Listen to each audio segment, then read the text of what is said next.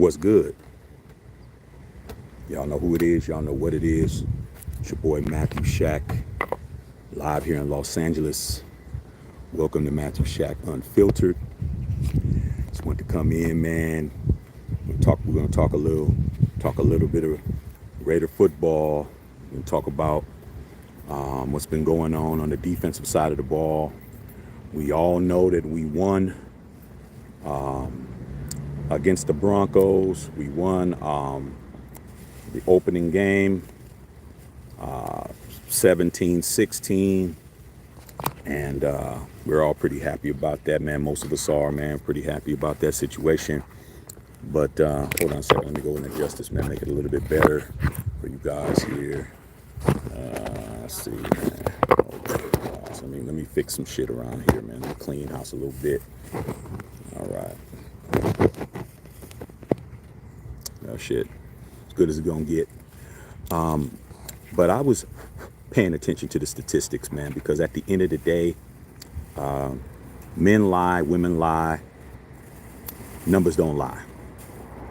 And no matter how emotional a lot of people in Raider Nation gets, what they got to understand is that the numbers is going to reflect what's going on. Your likes and desires, and what you don't want to hear doesn't come into play. So my question to Raider Nation is regarding a guy on the defense that I've had a bone to pick with for 3 years, going into the third year. And that question is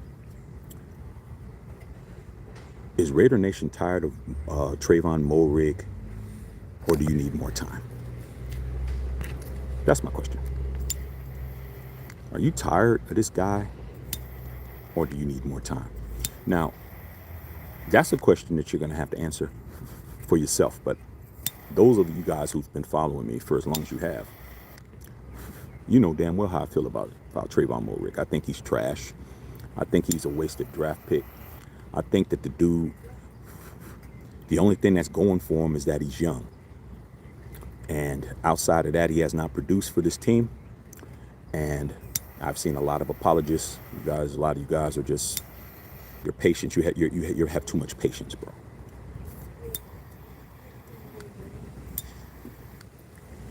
A lot of you guys have too much patience for me, man. You guys can sit around and be patient all you want to, but at the end of the day, once I tell you these numbers about the homie, you're going to understand what I'm talking about for those of you guys who want to stay patient. Here's what's going on, you guys. We all know that we won the game last week. All right? Thank God. We're in first place. I think you guys like being in first place. If I ain't mistaken, I think you guys are enjoying the fact that you're in first place and you're the only team in the AFC West that's undefeated. I think you guys are enjoying that. Now, to continue this streak of staying number one in our division, we have to do something that's called win games. That's the only way you stay in first. If you're not winning any games, you're not staying in first. How do you win games? You prevent the other team from scoring more points than you. That's how it works in football. In the National Football League, the team that has the most points wins the game. Okay. So, who's the primary facet of football that is responsible from keeping teams from scoring points? Just take a wild guess. That would be the defense. Okay? So, who gave up a uncontested touchdown in the game that we were barely able to hold on, and who doesn't seem to never be in the right place for coverage? That would be Trevon Moehrig. Now, a lot of you guys, like I said, a lot of you guys have more patience than I do. I'm looking at it like this. Do I have patience for a rookie? Yeah, I'm going to have patience for a rookie. Am I going to have patience for a second-year player? yeah, I'm going to have a pretty good. I need to see some improvement. But when you're talking about a guy who's been a 3-year starter in the National Football League, Trevon Moehrig has been a starter since he was a rookie. He was a starter rookie year. He was a starter last year. He's a starter now. He's played every game. I'm not seeing any growth. I'm not seeing any ascension. I'm not seeing anything that remotely is making me believe that he's getting any better, bro. Now, let's talk about the things that are against him. And I already know. I already know. Shaq, man, you know, he's had two defensive coordinators, and he's had to learn two different systems and all that. Look, let me tell you guys something, dude. Football is football, man. It's like if you're a system player and you have to be reliant on a system for you to play well, then you need to be keeping that system. But what system has he played well in? I can understand if he was playing well in Gruden's system. He wasn't. I can understand if he was playing good in Versace's system. He wasn't. Okay. He's not playing good in McDaniel's system. He's not playing good in Patrick Graham's system. He's not playing good in. He didn't play good in Paul Gunther's system. He didn't play good in what was our defense coordinator, man, last year, man. Man, you guys tell me the other defense coordinator we had with Versace. I can't think of that brother's name, man, but he was a good defense coordinator. The one we had from the Chargers. You guys can help me out with that. Okay, I'm just off the tip of my tongue right now, man. Okay. But with that being said, let me tell you what your boy statistics was for you guys that are swearing on your life. Oh, yeah, Gus Bradley. Thank you, Clifton Bolden. Clifton Bolden's always going to help his boy out. Gus Bradley. He didn't do good. I was going to say Bud. Gus Bradley. He didn't do good in that system. So you're talking about 3 different defensive coordinators where he played like shit. And you guys are talking about give him some time. He's been in this system. This is his 2nd year. This is the most consistent system he's been in. Okay, this is the most consistent system he's been in. Well, he wasn't with Paul Gunther. I don't think he was. I don't think he was with Paul Gunther. Yes, he was. He was with Paul Gunther. With that being said, what more systems do you guys need? Appreciate you guys telling me that, man. What's up to all y'all on here, man? Salute to the Unfiltered Nation, Unfiltered fam. Salute to you guys. But let me tell you what his stats were. Let's get to it. Trevon Moehrig, he played like 35 defensive snaps. He played most of them at free safety. He played some in the box. I think he played like 9 plays in the box, and he played like 12 plays in a slot. Okay. Russell Wilson's QBR against Trevon Moehrig was 138.5. I'm gonna say that again. I know it don't mean anything to you until I get to the second part. Russell Wilson's QBR, quarterback rating, targeting Trevon Moehrig was 138.5. Why does that matter, bruh? Because 138.5 as a quarterback is a perfect rating. You can't have a QBR higher than 138.5. That's the highest you can have, bro. You don't get no higher than that. Russell Wilson was 4 for 4 with a touchdown against Trevon Moehrig. Everybody caught a fucking pass against this guy and a tub. Perfect rating. He didn't break up no passes. He didn't stop nobody. He didn't do anything except get caught on all game.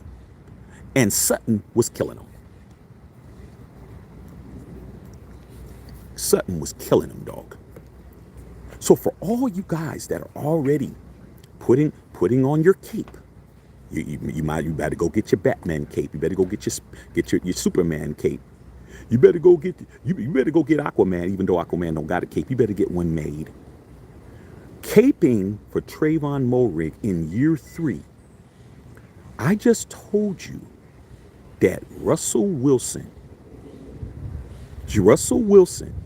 Nah, I don't real. He didn't breaking up a tight end pass. He wasn't targeted when he broke. See, listen, you guys. You gotta listen. You gotta listen. Listen. The pass he broke up was not here. He was not being targeted. Yeah, he helped somebody out. He's a free safety. What's his job? To run free and help. He broke up somebody else's pass. But when he was targeted, that's what I'm talking about. Hey, man. Hey, look, dude, if the homie needs help, the homie needs help. That don't mean that you get full credit. He broke up something for somebody else. But when he was targeted, Russell Wilson was 138.5. That is a perfect QBR, you guys. How do you get perfect, dude? How do you have 100% shooting percentage from the line in basketball? That means that you made every attempt. You had what? You were, let's say Steph Curry. Steph Curry does it all the time. 10 for 10 from the line. That means he had 10 attempts to miss and he didn't miss.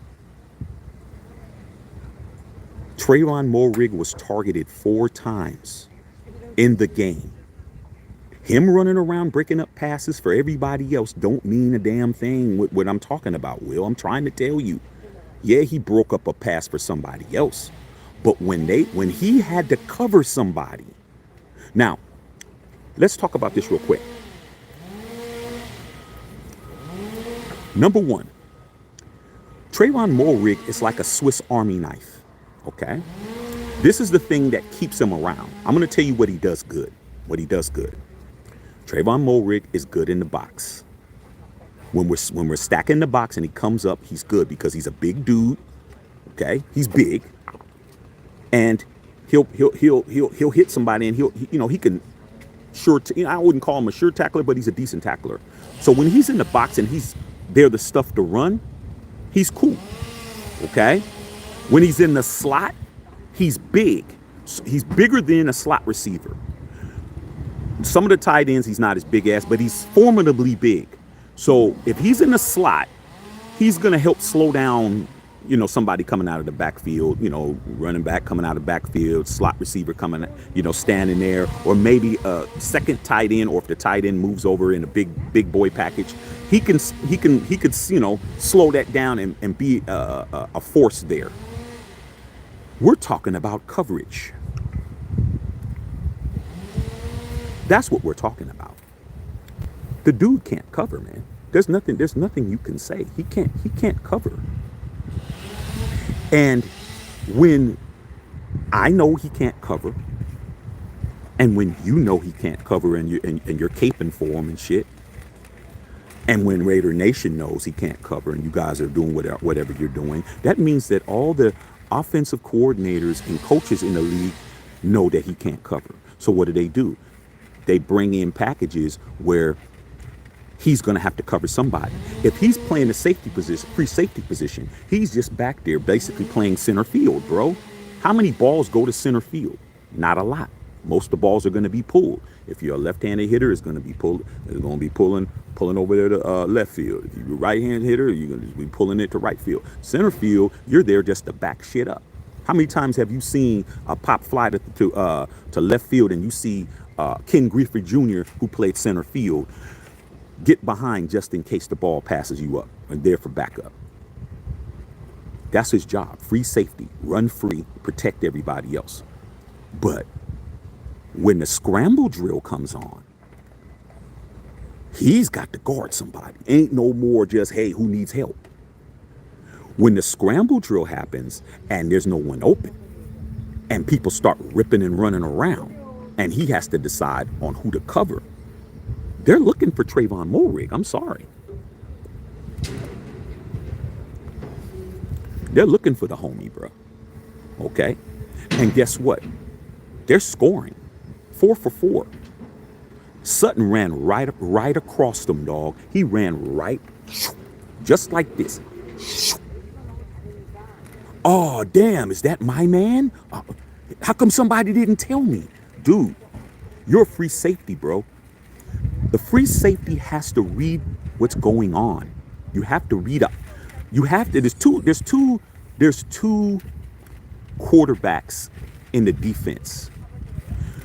The middle linebacker is pretty much the quarterback of the defense. He's the one that's going to call out the protection. So whoever's the middle linebacker, when you hear a quarterback say, 53's the mic, 53's the mic, they're letting everybody know that guy right there is the guy who's figuring everything out. So let's key on what he's doing and understand his position and read what's going on. They'll say that. If they say, we're good, we're good, we're good, we're good, we like what we got. I'm just trying to help you. I learned playing football, playing Madden people out a little bit. Those of us who actually played the game competitively. With that being said, Trevon Moehrig has to be the quarterback of the defensive backfield because he has to be the one to tell everybody what's going on. He's the guys that got to communicate because the guys that are guarding people don't got time to pay attention to what everybody else is doing. You can't turn your head to see what the other cornerback's doing because they do a double move and they're down the field. You have to stick with your man. So you need people, somebody to call out what's going on. You need two dudes calling out what's going on. Okay, so Trevon Moehrig, that touchdown he gave up to Sutton, to all you guys that are telling me, hey Shaq, you're being too hard and you're not being patient. Just go back and look at that play and see how confused he is. Every time the ball, he has to make a decision on covering somebody. He's confused, man.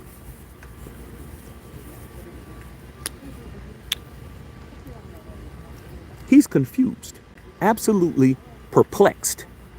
Okay, so my question to you guys, are you guys tired of it? Are you tired of this shit? I've been said it. I didn't want him back. I didn't want Trevon Moehrig back. Ideally, I really didn't want him back year one of Josh McDaniels. I was hoping that we'd trade him or whatever, but everybody was telling me, Shaq, man, because, with Abrams was gone. Like, I mean, let's not act like we can't get rid of somebody because they're in a rookie year. If they're not looking good, we get rid of Arden Key. We can name a whole bunch of defensive players that didn't get their shit together, was out the door year one. Arden Key out the door, a bunch of cats out the fucking door. But I said, okay, man, he does have some upside.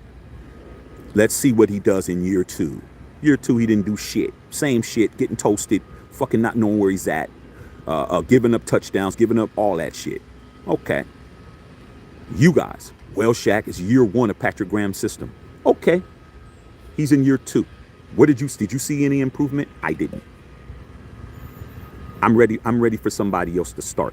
I'm not saying just get rid of him. Yeah, Cliff Bolden always coming through with the facts, always coming through with those receipts. Clifton Bolden, Leatherwood was gone after rookie season. So all you guys talking about, hey, give people time. Hey, man, the NFL is not for long. That's what the NFL stands for, not for long.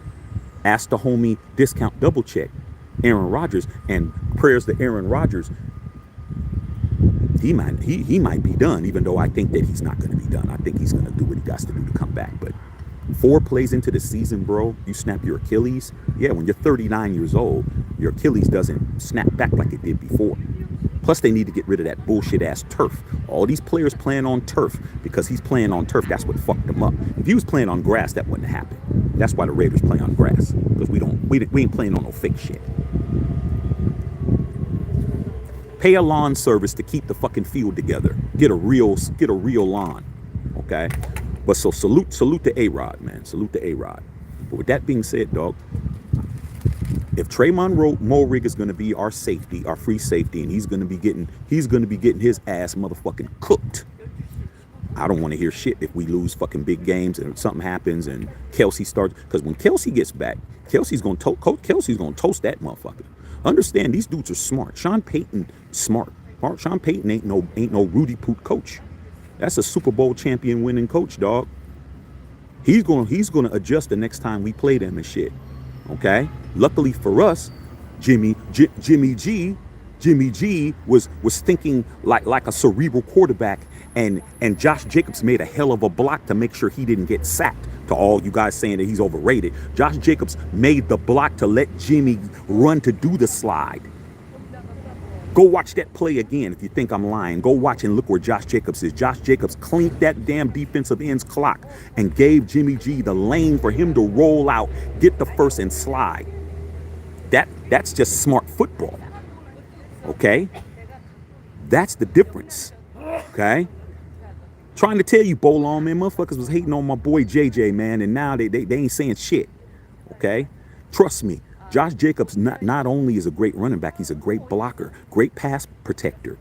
He blew that dude up, and Jimmy saw a wide ass lane on the left side because of JJ. Ran for the first down, slid, and ran the clock out. I don't even want to say, like I said before, man, we're over here because we're geniuses and everybody else is where they're at because they want their asses rubbed and shit. Hey, we don't do that over here, big dog. Okay? With that being said, Trevon Moehrig, man, you got to play better, bro, because I don't think you're going anywhere.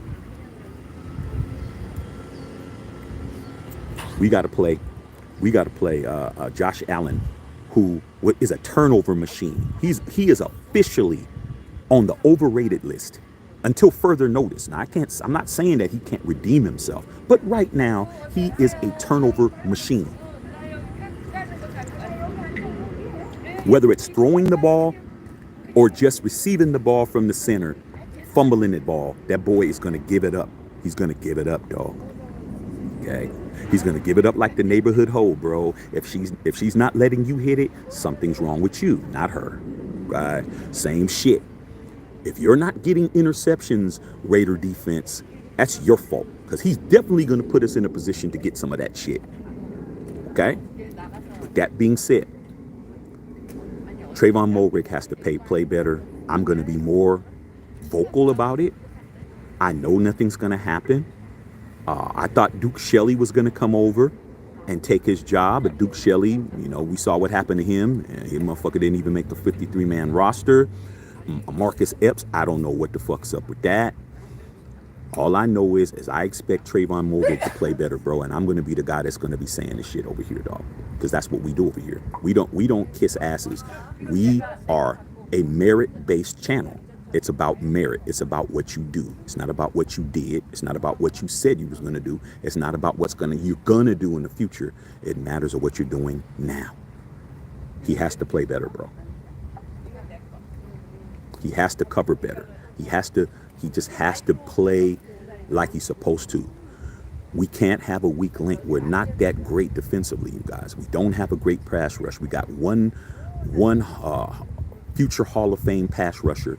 We got, and everybody else is a makeshift guys, okay? Tyree's a rookie. How much can we really expect from him? He doesn't have his win yet.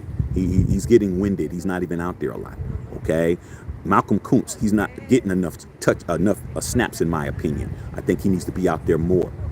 And according to Josh McDaniels, he doesn't have any updates on Chandler Jones. Chandler Jones just $17 million sitting at home, okay? So we can't talk about that. Linebacker position, man, what do we really have? Okay.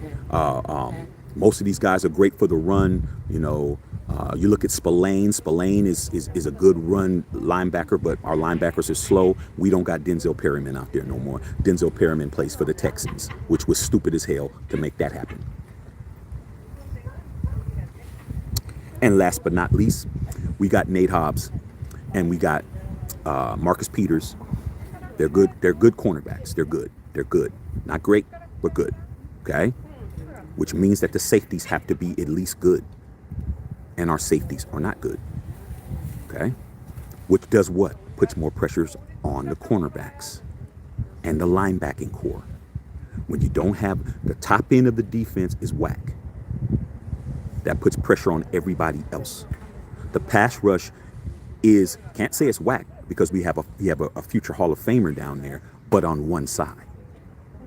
We got to do... Oh, Diablo. Just right, Bolong. I'm sorry. Bolong's right. Diablo. Divine Diablo. I forgot about Divine Diablo. Bald. But Divine Diablo has to make that leap to elite.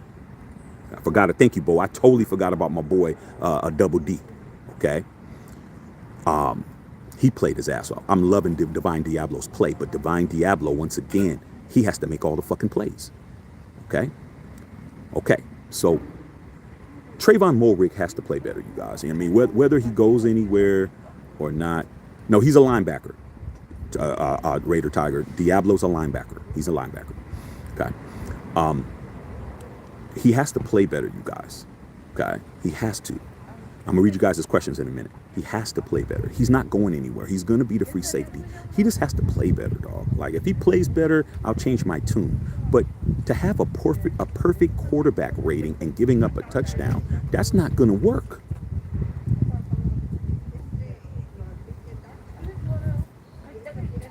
It's not gonna work. Giovanni B, thanks for the $5 dono. So I'm gonna go ahead and read you guys his questions, but I do got an announcement to make, you guys. I got an announcement to make. Your boy's birthday is September the 18th. My wife's birthday is September the 19th. So this weekend, I'm going to be in San Antonio for 4 or 5 days, bro. I'm going to my boy, got some big ass, he bought a big ass mansion out there. He said, come out, hang out by the pool and shit. So I'm going to be in San Antonio. We'll see about going live. I'm gonna try my best, but it's not gonna be in the lab, but I'm gonna be on the road. Okay? I'm going to San Antonio this weekend, dog. I will be there. Okay? Just letting you know. Your boy's turning up. And thank you, man. Appreciate the birthday. So make sure you take care of your boy, man. Make sure you take care of your boy, because it's birthday weekend for your boy, man. Okay? So even though my birthday's Tuesday, but shit. It's Tuesday, Monday, one of them motherfuckers. But the bottom line is, I think it's Monday. My birthday's Monday. I'm going to be in Texas, chilling Saturday. I'll be in Texas on Saturday, Sunday, Monday, Tuesday, fly home Monday or Wednesday morning. So I will be going live, but I'll probably be poolside, or I'll be at the damn Riverwalk or some shit, or at the Alamo or some shit. I'm telling you, I'm gonna be down there acting a fool. Okay, my birthday, all right, my wife's birthday. So I just want to say that. So make sure y'all showing some love to your boy for his birthday. So Sunday, I'm trying to figure that out. My boy said, hey man, what part of the house do you guys want? Like, do what you want. So I'm gonna try to figure it out. Just got to see the layout. Okay. So I just want to let you guys know that. But with that being said, I just want Moehrig to do better, dog. I'm not saying nothing crazy. You know, I'm not saying let's cut him. You know what I'm saying? I'm not saying let's trade him, because we're not going to get anything for him. You know, we're going to get a draft pick for later. Like, that's not going to help us. The dude does know the system. I just need for him to play better, man. And if I have to sit up here and I have to be critical, then I'm going to be critical. If I have to be what I was called a negative Nancy, I'm like, who the fuck says that, dog? Like, ooh, that's definitely not hip-hop terminology and shit. Like, your motherfucking ass is definitely showing that your ass is 78 years old. Okay, nobody says negative Nancy and shit. I don't even think my grandmother said that. All right, with that being said, all right, y'all. Trevon Moehrig, I need for you to play better, dog. And I need for that defense to get picks. Hula Burrell with the $1 dono. Thank you, my dog. I need that to happen. Okay. All right, man. Let me read some of you guys' questions. See what's going on with you guys, man. You know, I'm just sitting there chilling, smoking on a very good stick. I'm gonna be doing a review on this stick. I ain't gonna tell you what it is, but I'm gonna be doing a review on it. But yeah, your boy going to San Antonio, man. We out, bro. We fly out, man. Get there, bro. Colin says that title. Hey, dog. I'm just asking a question, bro. Somebody has to ask the tough questions, man. You know, a lot of channels, man. Salute to all the channels out there, man. But you know, a lot of them, they don't want to alienate their fan base, bro. Like, they don't want to alienate their subscribers, bro. They don't want to upset the apple cart. I understand it. When you're making the kind of money they're making, they don't want to say nothing. They don't want to say nothing provocative. They don't want to say nothing that's controversial, because people are just going to start unsubbing them and shit. I don't care, dog. Everybody on here, you guys are all grown enough to deal with somebody having a critical opinion on some shit. That's why you tune in to me, because you're like, man, I want to hear some real shit. I don't want to hear somebody tell me what I want to hear, bro. You know, that's never going to happen over here. Okay.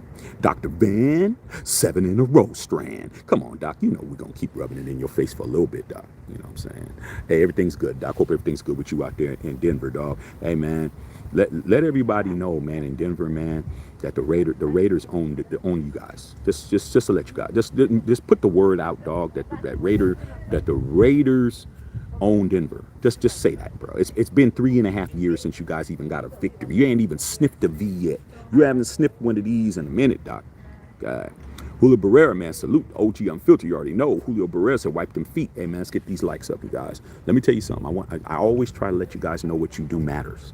Okay, let me tell you how it matters when we say please wipe your feet and click the thumbs up, smash the the like button. I just looked at all my numbers, man, because every week YouTube sends me a automated list of all my my statistics and how everything's going and where traffic's coming from and all that boring shit. Man, everything is up. Viewership is up. Subs are up.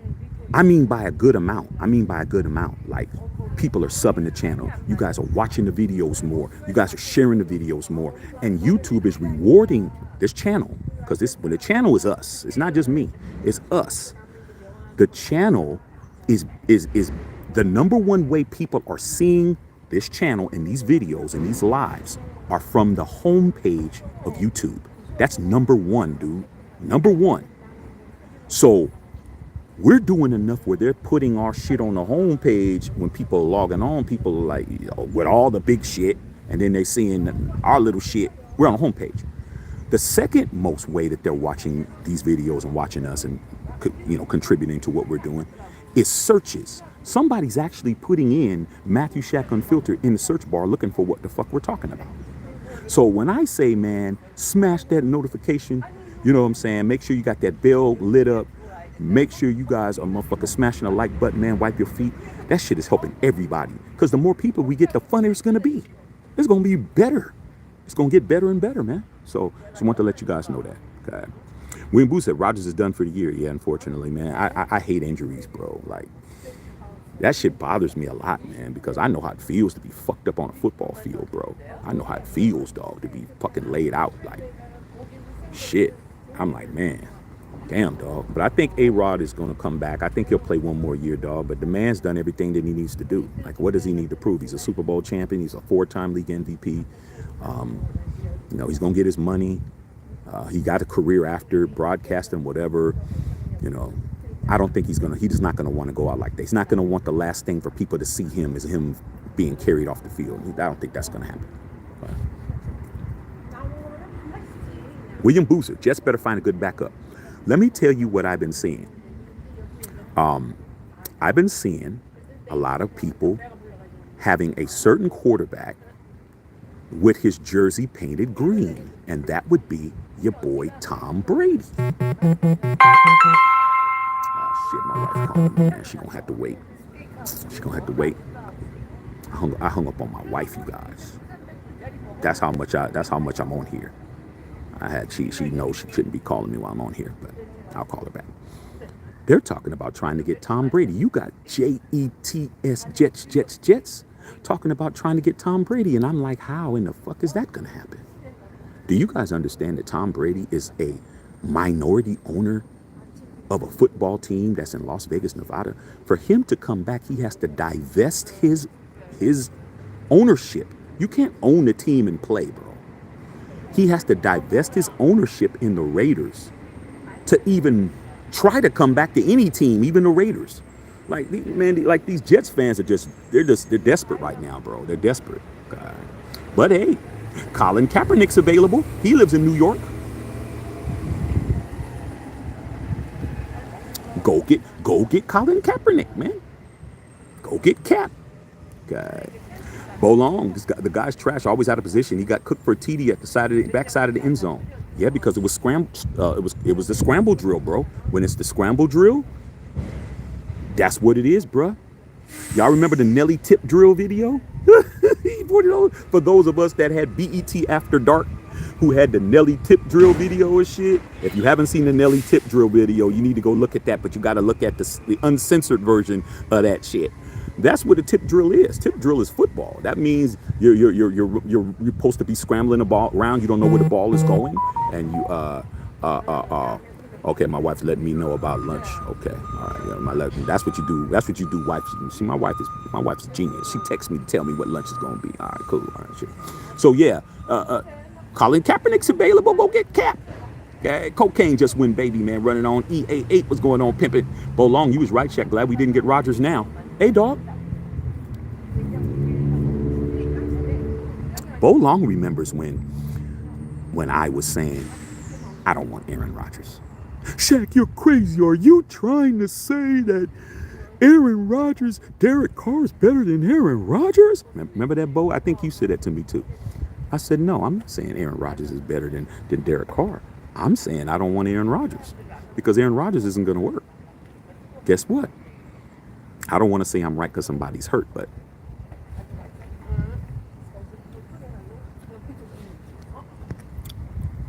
Jason Ritter, what's going on, pimping, man? Cliff Bolden, man, giving me those names that I can't think of sometimes, man. Justin Rader, what's going on? Fly Ignacio, yeah, Gus Bradley. I love Gus Bradley. Do you guys miss Gus Bradley yet?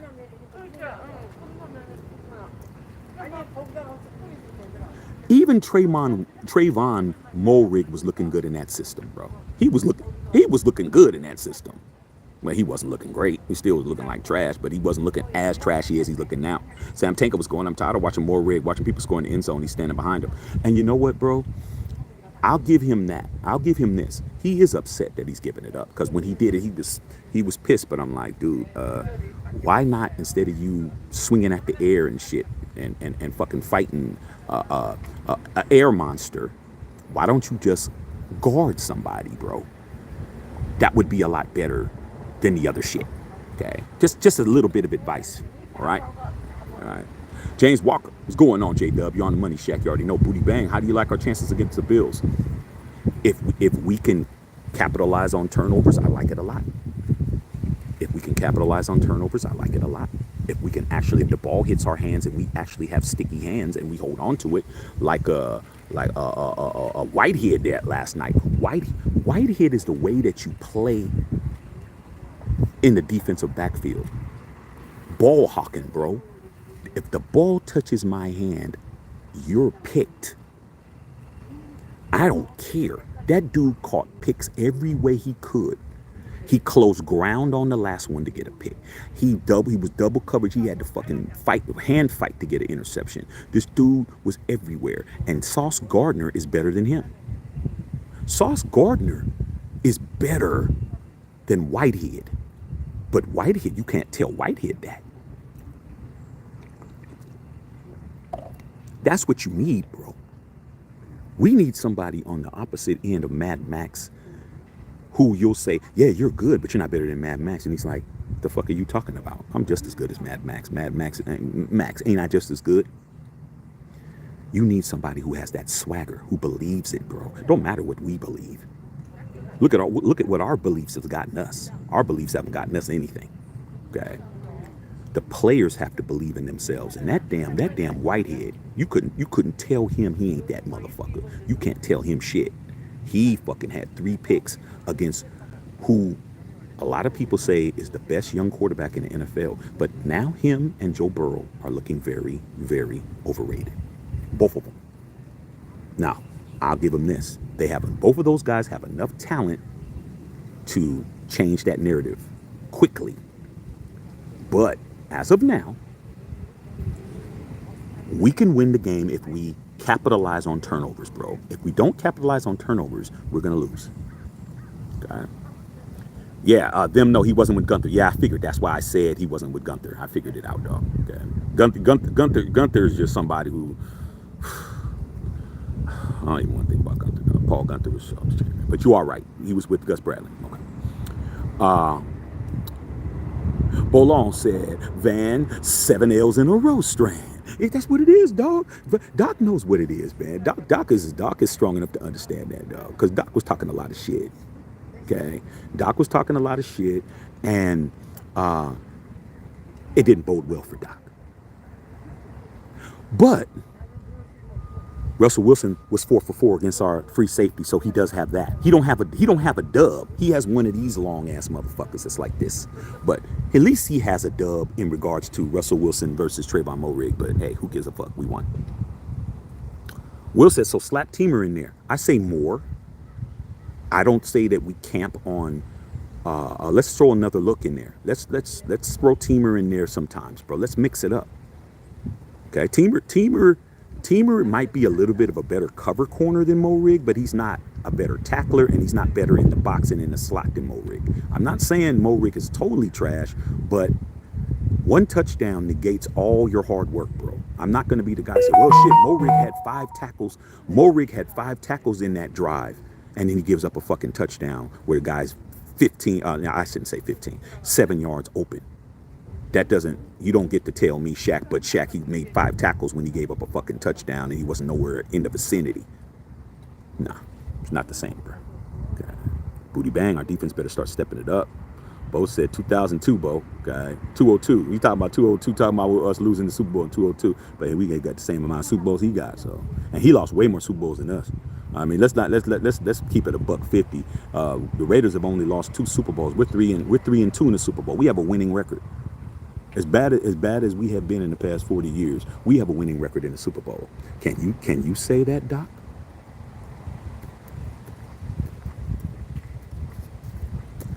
You can't say that, can you, Doc? Because you don't have a winning record in the Super Bowl, bro. You have a losing record in the Super Bowl, Doc. I think you guys are like 3-7 in the Super Bowl or some shit. Okay.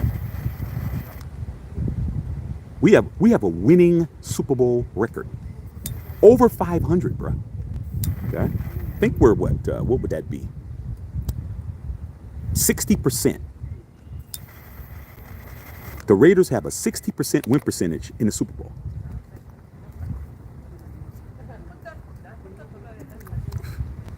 You guys don't. God, hold on.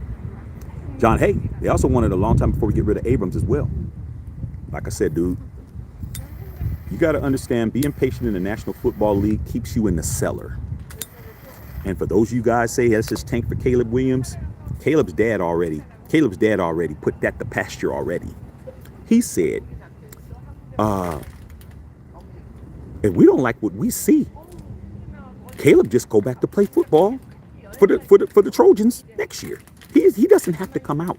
See, the NIL shit, that money that they're making now off of their own likeness is a lot of money. They're making, like, in college, $9 million, $10 million a year, bro. He's one of the top NIL guys. You don't think that a dude that is how old is Caleb? I think Caleb's 21, 22, because he did play at Oklahoma 1 year. Then he came over in the portal, and he's doing his 3rd year. So he's like 21, 22. $9 million, bro, in LA, being a Heisman Trophy winner, bro, running around here doing commercials for Carl's Jr. and all that shit. And a team pops up that him and his dad don't want to play for, even though Caleb probably would want to play for the Raiders, just to be honest and shit, because he was at the Death Star walking around, nodding his head and shit. I can come in here and win some shit. But with that being said, dog, hey, that could change. Caleb just be like, hey, man, I'm good. I'm going to go back to college for a year. Okay? Bill said he broke up the tight end pass. Yeah. That he wasn't guarding the tight end, bro. He wasn't guarding the tight end. He was helping out. Playing free safety, running free in the defensive backfield. But when he was targeted, when Russell Wilson said, hey, man, where's 25 at? Find him. I'm going to throw the ball where he's at or where he's not at. He didn't stop nobody. Okay. Marcus Ross, man, Raiders smoking the Cuban rounds. Medora, ooh, that's nice. Ooh, that's nice. That's nice, bro. That's nice, Maurice. Hey, dog, hey, any cigars you don't need, I will more than happy to send you my P.O. box, bro. Especially if they Cubanos, man. Especially. Okay. Jason Rader. Raiders are 9-point dogs against the Bills. Get used to being dogs. We were dogs against the Broncos. Nobody believes in the Raiders, bro. But the bottom line is, they don't have to believe in us. We just have to believe in us. Like, it's always been like that, bro. It's always been like that. Like, as long as I can remember, even when we were winning Super Bowls, okay? We've always been the underdog, bro. People don't believe in us, man, because they don't want to. You know, a lot of why people underestimate you comes from their like or dislike of you. If they like somebody better, they're going to go with the person they like. It's just human nature. Your job is to make people be wrong. Your job is to prove people wrong. That's your job. Your job is to prove people wrong, bro. That's what you're here for. Okay? Even if everybody says you're the man, you're supposed to prove to the people who don't think you're the man. Like, that's what being a man is, proving people wrong. Okay? So, you know, the odds, they already fucked up on the odds last week. When they bet on the Broncos, their credibility was already shot because they were wrong. But they're not going to say that. Like Ignacio, can we play Chris Smith? We can play anybody that they want to play, but it's all a matter of do they want to play him. Piper Rogers, yeah, that. Most of them are tired of Patrick Graham's excuses of impersonating an NFL coach. Why do you think CJ, Chandler Jones, why do you think CJ said he was an Ivy League defensive coach, because nobody's known from the Ivy League to come in to play great football. There's only 2 Hall of Famers in the 103-year history of NFL that made the Hall of Fame that came from an Ivy League school. Only 2. Chuck Bednarik and what was the other guy's name? Somebody from I can't think of his name right now, but somebody from the 50s, man. Can't think of his name. Sid Luckman. Sid Luckman in the 50s and Chuck Bednarik for the Eagles in the 80s. Those are the only 2 Hall of Famers that went to an Ivy League school. Harvard, Brown, Yale, Columbia, any of them schools. Brown, all them schools. Okay? Carl Sanchez, what's going on? Salute to the Unfiltered Nation. What's up? Neek was popping. What's going on, big dog? Orlando Oliverios, dude, look like he's not getting it. Shouldn't take 2 or 3 years to start doing what you got to do. Patience is one thing, but putting up an inconsistency for 2 or 3 years, no bueno, my dude. Like I said, a lot of Raider fans, you guys are patient in the motherfucker. You guys need to start doing some motherfucking YouTube videos on how to be patient, bro, for forever. Like you any of you guys who are so fucking super patient, just give everybody, Shaq, we need 3 or 4 years with Josh McDaniels. All you guys that are so motherfucking unbothered by seeing us be inept, you guys need to start a YouTube channel. You guys could probably make a couple of $1 million, bro, to teach all the rest of us what we're doing wrong with this impatience, bro. But, man, I'm just trying to give you guys a way to make some money, some side hustles. Okay. Raider Nation Chase said, Moehrig is always a step late. Step late and $1 short. Man, you ever had a homie, man? I've had so many homies that used to be homies. You ever had a homie that no matter where you guys went to go do something, whether you try to go to the club, you try to go to McDonald's, get a burger, go get something to eat, you guys are, taking some girls to the movies and shit. This motherfucker always didn't have enough money. He was always short for everything. Yo, dog, let me get $1 right quick, man. I can get this meal, man. Shit, I only got like $7, man. Let me get $1 from you. Hey, dog. Hey, man. Yeah, man. Yeah, let me holler at you second. Hey, man. Shit, man. I didn't know the club was 25, man. I thought it was 20, man. Let me hold $5. Hey, man, you smoke cigarette. Hey, man. Let me get a square, shit, man. And I got you, bro. Let me get you. Hey, man. Let me hit on that weed real quick and shit, man. Hey, man. Man. Motherfucker never have a bag of weed. Never had no gas in his car. He always needs some shit. Okay. That's what it is with this dude. He's always short. It's always almost. I'm there. You can't get really mad at him because he's almost there. He's $1 short. He need $5. You ain't tripping. But after a while, dog. After a while, it might be good for a while, but after a while, you're like, damn, motherfucker, do you ever have enough money to do anything? Shit. Like, damn. We on a double date. This nigga like, yo, man, hey, Shaq, hey, man, we gonna be right back. Like, where are we going? I definitely ain't going to the bathroom with you. That's what I'm not doing. Take this as a public service announcement, bro. Unless you're at the club, don't go to the bathroom with no other dude, because at the club, it's excuse, because, hey, anything can happen. Motherfuckers can come out. Shit happens in the bathroom. Motherfuckers want to try to jump a nigga and do all that shit.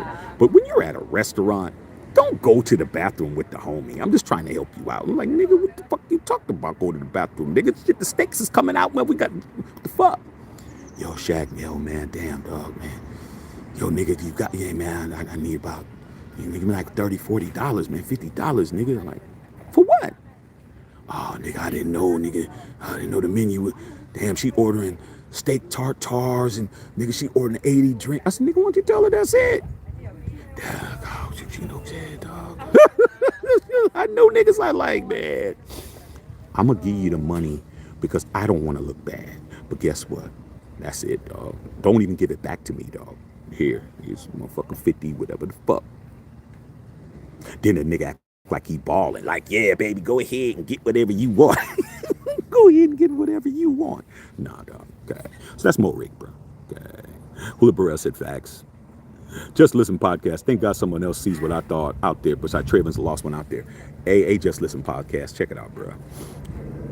I am notorious for being the guy that's gonna say what nobody else wants to say, dog. I mean, it's not that I'm tooting my own horn, but if I'm the only motherfucker doing it, because I care, bro. Like, I've been a Raider fan 49 years. Like, man, shit.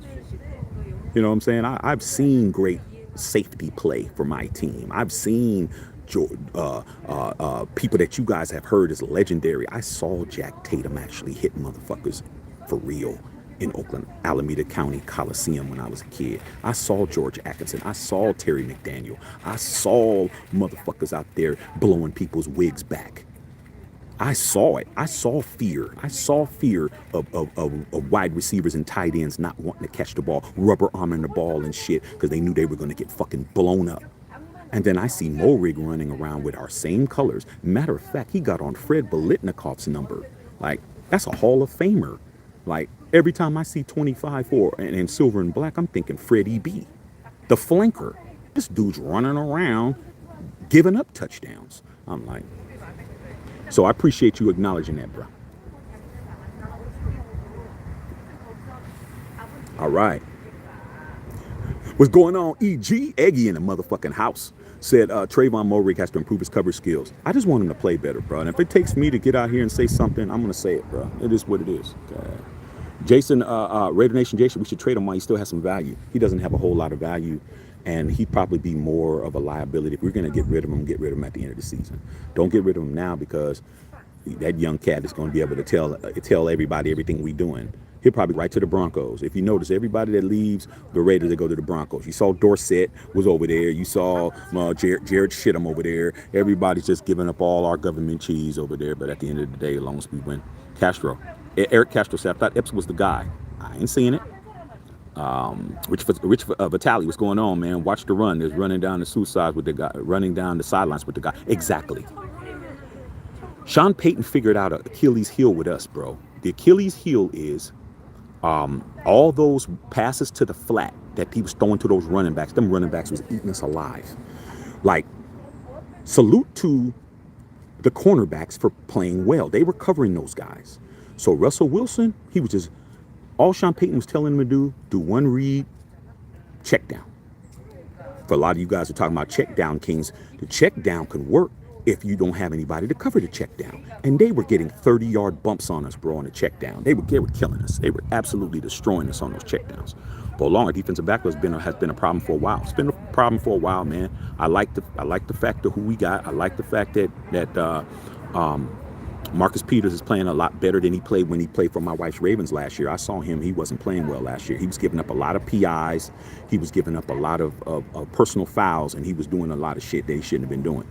Unsportsmanlike. He was getting a bunch of unsportsmanlikes. I hope now he's playing for Oakland. Now his dad's holding him accountable. Because if you guys don't know, Marcus Peters' dad is a diehard Raider fan. He never wore a jersey that Marcus Peters had in football, and when he was in the league, that said his son's name on it until he became a Raider. And Marcus Peters said that himself.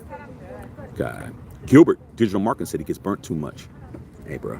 And you talk about not being nowhere close. I can understand to a certain extent if you're there to break it up and play. The guy makes a better play. But when the dude's uncontested, it's playing target practice in the backyard. It's like throwing a Nerf ball to your little brother and shit, man. No one's, you don't catch it. You could talk shit. My mother used to get mad. I'd talk shit to my brother. Yeah, you missed it. What the hell's wrong with you, Mama? What? You can do better next time, Mom. Walk away. You sorry. You catch that shit. Orlando Oliveras, I'm with you with them. I'm tired of him waiting for him. We can't be waiting no more. That's what it is. Raider Tiger. You see what it is. Running on EA8. Hey, man, where's Leatherwood at now? Like I said, man, some of these fans, they patient as fuck, bro. They patient in the motherfucker, dog. Like, dog. They're the kind of people that'll wait. They're the kind of people that'll wait a whole year, date somebody a whole year before they give them any behind and shit. Like, hey, girl, you got like a month. That's me being generous. If I like you, I still rock with you. But if you think I ain't somewhere else, you on that powder, and you ain't on that good powder either. Okay? Because ain't no way in hell I'm waiting a whole year. Crazy as hell. God. Black and gray out, man. That's a free safety. Moehrig has bad eyes. He's bad everything. Bad feet, bad footwork, and definitely don't have no hands. How many interceptions did he drop last year? Okay. We're talking. Moehrig did have that last tackle. I said that he's good in the box. I told you he could tackle. What did I not say? That's the truth. I said that I gave him his props on what he's good at. Let's recap for those of you guys who think that I don't understand what he does well. He played 35 snaps at the free safety position against the Broncos. I just have to just like cut the meat up. He played maybe like 12 snaps at actual free safety position, and he get out of those 12 plays, 4 of them were catches and 1 of them was a tub. Okay. He played 9 in the box, where he stacked the box to stop the run. Okay.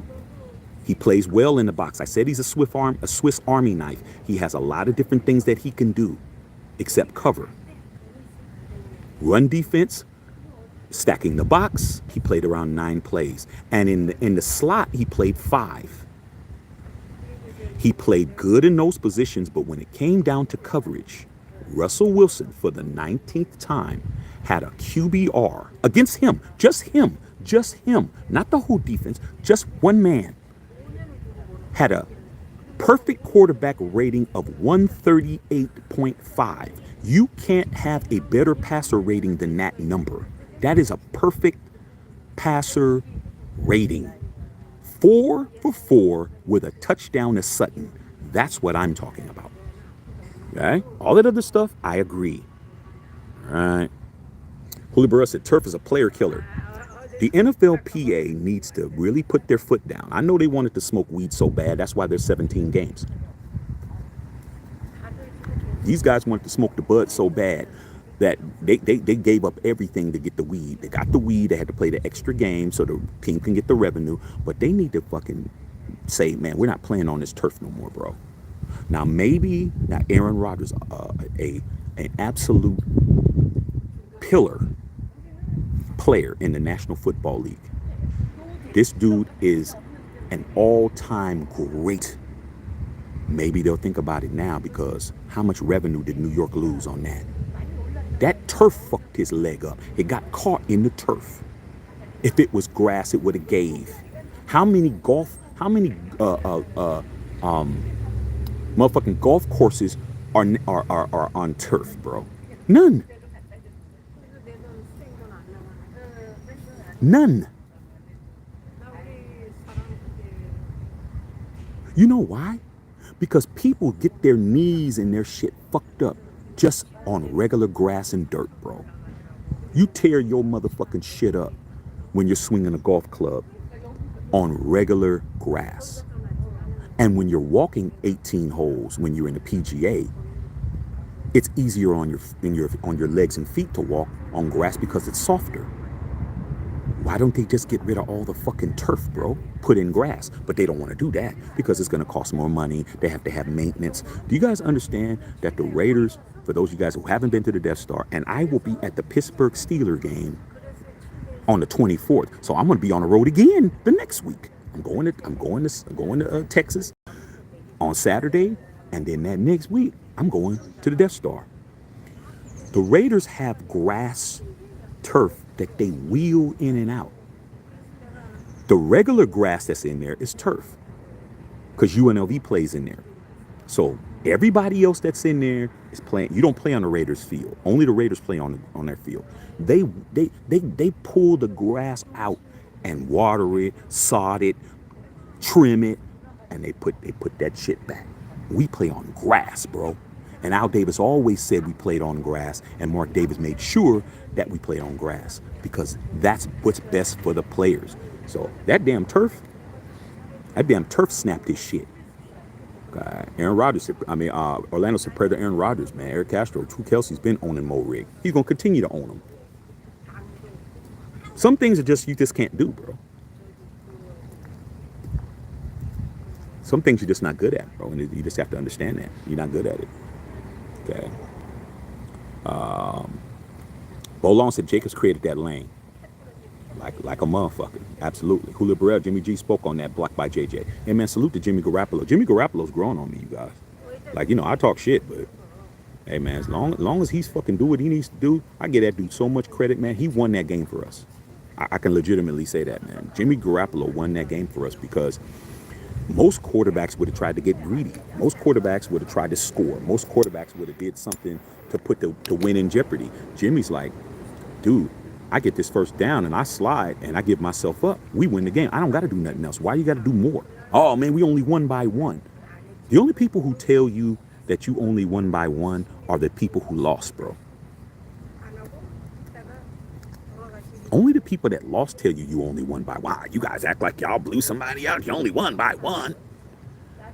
You were either somebody who don't understand that that's all I have to do is win by one, or your ass was the one that lost by one, or you're mad that we. That's what it is. Rich for Sally. We throwing 4-yard passes. Not happening.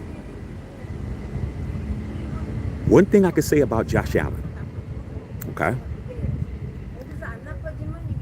Gunslinging quarterbacks, bro. They are a different breed. Okay? Gunslingers are just like the Wild Wild West. These motherfuckers are always looking for a way to fucking pull out their motherfucking pistols and spin them and shit and try to show how fast they are and all that shit. Josh Allen is a fucking gunslinger. Derek Carr is a fucking gunslinger. Okay? Just because you're a gunslinger don't mean you're good. It just means you're the one that's gonna fucking throw it when you shouldn't because you think you can do the shit because you want to throw the fucking football. Joe Burrow has turned into a gunslinger. What's his name? Baker Mayfield is a fucking gunslinger. There's a few of them in the NFL, okay, that they're just gonna fucking throw that shit in, and you're gonna be like, what the fuck are you doing? Okay, why did you throw that pass? Okay, Jimmy Garoppolo's not a gunslinger. Jimmy Garoppolo is a guy who is not going to fucking make a mistake. He's going to really be methodical, and he's going to think about his throws. He's going to think about his throws, bro. The only time when he threw that red zone interception, that's when he fucking got out of character. He got out of character, bro. He shouldn't have made that pass. It looked the same like the other dude. And Josh pulled him aside and was like, I already know, Josh. It's not what we do over here, Jimmy. So Josh told him, it's not what we do over here, Jimmy. Well, you told me to throw the ball where you wanted me to throw the ball at, but he wasn't open, Jimmy. Did I tell you to throw the ball where I told you to throw the ball? Or did I tell you to throw the ball where I tell you to throw the ball and he's covered? I got it, coach. I got it, coach. He didn't fuck up no more after that. Okay. Running on EA8 for touchdown for Kelsey. And a game against Casey, I'm still mad about that. He was killing this dog. But hey, be patient, you guys.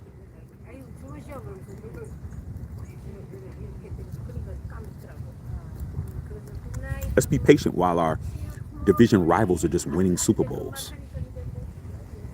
Do you guys understand if the Kansas City Chiefs wins the Super Bowl this year, we're no longer tied for first with the most Super Bowls. We had a 40-year head start on everybody. The Raiders won. Well, we had at least a 2 because Kansas City is actually the first team to ever win a Super Bowl in the AFC West when they won the '69 Super Bowl against the Vikings. I wasn't watching football at that time, but I know football history. So the Kansas City Chiefs were the first team to ever win a Super Bowl, but they're also the first team in the history of the league to ever lose a Super Bowl. They lost Super Bowl I. So the first losers of a Super Bowl was, oh no, oh no. First team to ever lose a Super Bowl, Kansas City Chiefs. First team to ever win a Super Bowl in the AFC West, Kansas City Chiefs. After that, it took them 50 years to win another Super Bowl. In that time, we won 3. Then when we didn't win after that, it took the Denver Broncos all the way up until the end of the 90s to win 2. Then they win one with Peyton. We have to win a Super Bowl pretty soon, dude. We can't be patient while these guys are going to pass us up. I don't want to hear nobody saying they got more Super Bowls than us. Right now, all they can say is, you guys haven't won one in 40 years. But I can always say, but you got 3, I got 3, bro. We're looking each other in the face. But Long said Jacobs is going to run all over the Bills. I hope so. It's going to be cold. Josh Jacobs is from Iowa. He's going to be just fine. Okay? He's just going to be just fine. What a wonderful cigar this is, you guys. I got to go to the cigar store and shit. But I can't wait. I'm going to Texas, though. I'm going to be in San Antonio. I'm going to be acting a fool. We're going to see about this Bills game. I'm going to have to figure that shit out, how I'm going to do it. Sam Tanka, talking to Raider Tiger. Rich Fasali, Epps was terrible against the pass last year. Gave 144 quarterback rating. That's bad. Bolong, Diablo played pretty good. He did. I keep saying the same thing, Bolong. If Divine Diablo becomes an all-pro, we'll be a top 20 defense. If Diablo becomes an all-pro, we'll be a top 20 defense. That doesn't mean that we're 11. That means like we're probably like 19. Okay? That's what it takes, man. We get that second level popped off and where he's playing and Max is playing, it's going to be a problem. You're going to have to throw the ball long, which gives us a chance to get some picks. I know Marcus Peters is going to catch the football if it hits his hands, pretty much. And same with Hobbs. But these other guys, don't believe in them. Dr. Van, didn't Diablo used to be a DB? Yeah, he moved to linebacker when he became a Raider, dog, because we understood that Diablo was a little bit too not fast enough to really deal with some of these fast wide receivers. He's a big dude, bump and run coverage. He could have did pretty good. But he's too big, man. He's at the right position, linebacker. He's faster than most people. He's faster at the linebacking position. Diablo is just as fast, if not faster, than a lot of the tight ends and a lot of the people in the slot. There's not a whole lot of burning ass, and especially in the AFC, there's really no slot receivers that are like, it's Brandon Cooks? I think Brandon Cooks plays for the Texans. He's probably like the fastest slot receiver that we'd have to deal with. There's more faster slot receivers in the NFC. So him playing linebacker is perfect. Giovanni, man, with the $5 dono. Thank you, Shaq. We looking stupid. I'm passing on Jalen Carter for Tyree Wilson. I don't know why we make the first round so difficult. That was an optics play. That was an optics situation, Giovanni. He's talking about why didn't we get Jalen Carter, who's balling out of control for the Eagles. All of that has to do with the Henry Ruggs case, bro. All of that had to do with the Henry Ruggs case. I already had a dude that's on trial for killing somebody in a vehicle. Tyree Wilson killed somebody in a vehicle. Like, it would have been a PR nightmare, bro. It would have been a PR nightmare. I understand he's a great player, but if he didn't have that accident, he wouldn't have been available to us anyway. I just didn't think Tyree Wilson was our 7th pick. I just don't think that was a good pick. I mean, that's somebody we could have got later. But, hey, if he turns into an all-pro, okay. Giovanni. Richard Vitale agrees with Giovanni. Say, hey, man, shout out. I'm in Austin, Texas. Hey, yeah, my boy, this is one of my closest homies, man. He's the homie that made it big. You know what I'm saying? He was a groomsman in my wedding and shit. And he lived in Austin. And he's the guy who he's from Baltimore, like my wife, and he has season tickets to the Ravens. And I flew out to Austin like a year and a half ago, 2 years ago, and we flew to Baltimore and went to the game and went to go see the Lamar run all over the Chargers, which was beautiful. And then we got right back on the plane and flew home. I flew back to LA that same night, straight from the stadium, flew home, got home 12 o'clock at night. His ass. He moved to San Antonio, bought him a big ass spread and shit. And he's like, dude, come on down, dog. We got you. You could take the other car, do whatever you want. Shit. The other car, and the other car's tight. So, yeah.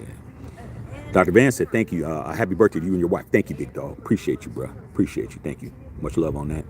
Bolong still seeing a different linebacker wearing number 5. It's appealing to a younger crowd. Got to do it. Got to do it, dude. If you haven't noticed, the younger generation doesn't give a fuck about tradition. They don't care about tradition, bro. They care about what's popping. They care about what's hot. They care about what's cracking. They don't care about tradition. They don't. I'm getting ready, man. I already know my son is not going to care about what I care about. He's not going to care about that shit. He's not. Because if it ain't popping, then what's the use? Oh, that's just tradition, son.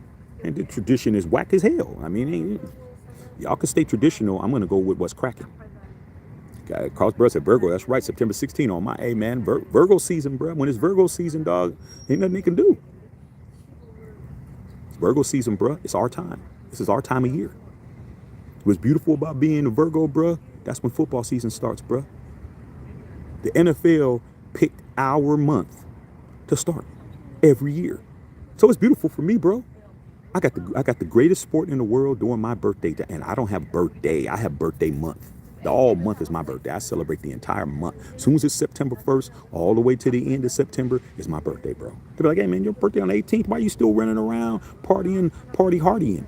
Because, dog, it's still September, dog. It's my month. Y'all got the other 11, but this one's mine. Bolon says you live right outside of San Antonio. Beautiful out there. I was in San Antonio when I was a kid, man.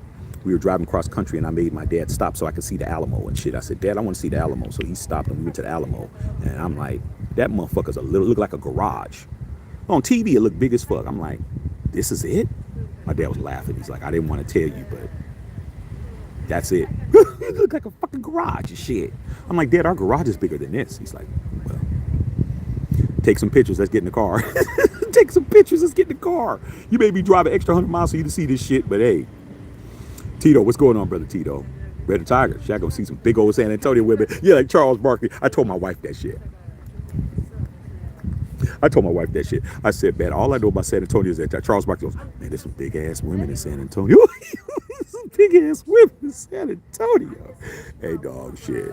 I'm married. I don't give a fuck, dog. Shit. Unless a female can give me some money, she don't got a shot to even say nothing to me. I'll be like, here's a stack of bills. Get to that, and then we can talk about some other shit. Okay? But definitely ain't gonna be worried about no San Antonio big ass women. But I'm looking forward to seeing it. Red Tigers rolling. Giovanni said the women in San Antonio and Austin are 10-10. I know that already. Let me tell you something. When was it? Maybe about 10 years ago, I was flying to Tampa. And I had a buddy pass because we got the homies, bro. When you can not have to pay for some shit, you're gonna take the buddy pass and shit. But I'm like, damn, there's a lot to do. Took a buddy pass, man. Southwest, my boy gave me a buddy pass, told me to come down to Tampa. I was gonna move down there, and we was gonna start a record company down there and shit. And so I went down there, and I went to Austin, bro. And I got off the plane. I got whiplash in that fucking airport, bro. I got whiplash in that airport. There was so many bad ones. There was so many bad ones. And so, oh, well, it's an airport shack. People flying from different places. No, I'm talking about the ones behind the counter and the ones that were working there. They was not top notches over there, bro. I was like, damn. Then when I went to go to my boy's house in Austin 2 years ago, the same guy I'm going now. We went out there to whatever that main drag is out there, where all those bars and shit is. I don't know the name of the main drag out there, man. But whatever the name of that main drag is, we went out there to hang out. And I was like, dude, I should have fucking came to Austin when I was younger, bro. I should have came to I made a lot of mistakes, bro. Biggest mistake I ever made. A lot of you young cats, just, like I said, this is a lifestyle channel too. We just don't talk. We're trying to talk about things that's gonna help you in your life and shit. If you're young, or you're single, or you're newly single, fucking go on road trips, dude. Get the fuck out of your city, bro. Do not make the mistake of just thinking, oh man, I'm just gonna just knock off the ones that are here. You're wasting your time. You're wasting your time. You know why? Because everybody in your town, somebody to knock down, somebody has already knocked that down. Are you really accomplishing anything by running up behind somebody else? Like, no. You might think it's cool, but you really ain't. You really looking like sloppy seconds ass motherfucker. Okay? I should have fucking went on road trips. I'm from the Bay Area, bro. All we did was go to LA and Vegas, bro. LA, Vegas, LA. Vegas, LA, Vegas, LA. Yeah, we had a lot of fun. I went to Hawaii and clinked up. Now that's when we changed it up. Two of my boys went to Hawaii, and I was like, y'all got to get out. Like, we were sharing a room, and they had a rule, like, anybody bring girl back, you got to get the fuck out. I had them motherfuckers sleeping on the beach. I was knocking them down out there, dog. Bad ones from everywhere, but I digress. Go on a road trip, bro. Go to cities that you ain't never been to before. You're gonna see shit you ain't never seen. I'm like, Austin is off the hook out here. I'm like, damn, they're everywhere. You're right about that, big dog. Bolong's laughing. Cho Charles. Hula Bird with the dollar don't know what's going on. Running on E8. Mark Davis considered moving the Raiders to San Antonio. I remember that shit. I think I'm gonna be wearing my Raider shit while I'm out there, bro. I think I'm gonna wear my Raider shit while I'm out there. Wheels rolling. Brother Tito, man. Thank you, man. Happy birthday. Thank you, big dog. I appreciate that, dog. Even though I don't speak fluent Spanish, I know what you're saying is happy birthday. I know that shit. Raider Tiger. Shaq better get some birthday churros while you're out there. Hey, man. Hey, that's what Charles Barkley said the girls was eating out in San Antonio. Charles Barkley's like, they eating them churros. Fucking churros. Fuck. Charles Barkley had me crying, dog. He had Shaq, because Shaquille O'Neal went to high school in San Antonio. He went to Cole High School in San Antonio, won a state title, so he was falling over, dog. Charles Barkley better not ever go to San Antonio, man. They're going to throw his ass in the Riverwalk. Chris Leonard, what's going on, bro? Kenny Blair out there in England, what's going on? KB, thought the kid might improve it the second year. Toast every play. Hey, man, put some jam. Might as well just put some preservatives out there with him, dog, when he's out there. He's like, all right, man, defense going in. Hey, Trevon, yeah, here's some marmalade, bro. Here's some marmalade. What I need that for? Oh, because you about to be toast, bro, so you might as well just put some on the shit. God. Helps with the burns, bro. Helps with the burns. Red Tiger, the bigger women beating churros. I know, dog. I trust me. I watched Chuck. I watched the NBA tonight. I watched that shit. Chris Leonard still flagging Moehrig, giving him this year to ball out. He better do something. Sam Tanker, man. Giovanni talking to Party Life at 6th Street. Yeah, dude. I don't know what that main drag is, dude. We went to a club. I don't know what that means in Austin. I don't know what that main drag is, but whoever's been to Austin or knows Austin knows that street. I don't know what it's called, but they got bars just everywhere and fucking music pouring down and shit. And you just walk in the bar, dog. Like, don't even charge you nothing. Just walk in and shit. So we went in there, dog. Man, I'm from fucking California. I'm from the Bay Area, bro. All we ever heard about Texas is, man, racist, man, motherfuckers, big ass hats and shit, man. You gotta be careful in Texas. Man, Texas was cracking. Man, went in there, dog. We went in one club. It was like a country western club, dog. But there was a whole bunch of notches just like standing over there. It's kind of like in New Orleans when the broads are looking at you and telling you to come in and shit. So we came in there, dog. I'm like, what are we doing in here, dog? He's like, my boy was like, this is my city, bro. Let me show you what's up. So I had to be like, all right, dog, we in here, and these motherfuckers is playing some doing that shit. And I'm just like, okay. So he said, let's get some beers, whatever, dog. Shit. So when the band stopped, I guess we came in the middle of their sets. He stopped. Why did the DJ fucking he was playing playing everything. He played some fucking Tupac. How do you want it? I was like, my boy was like, yeah. I was trying to warn you, dog. Like, don't let the fucking band fool you and shit. They're here for the twangers, and now the party starts and shit. And it was cracking, bro. They were playing everything in there. I was like, wow, dog. These motherfuckers had country western hats on and the shirts and shit. Fucking boots. And girls had on them fucking white cowboy boots and shit. I was like, this is dope. Rich Fasali with the $9.99 dono. Thank you, no, I appreciate you, man. Thank you, man, for the birthday wishes. Costas wipe them feet. Appreciate you guys, man. Chris Leonard, I'm hearing Mayor may be concussion protocol.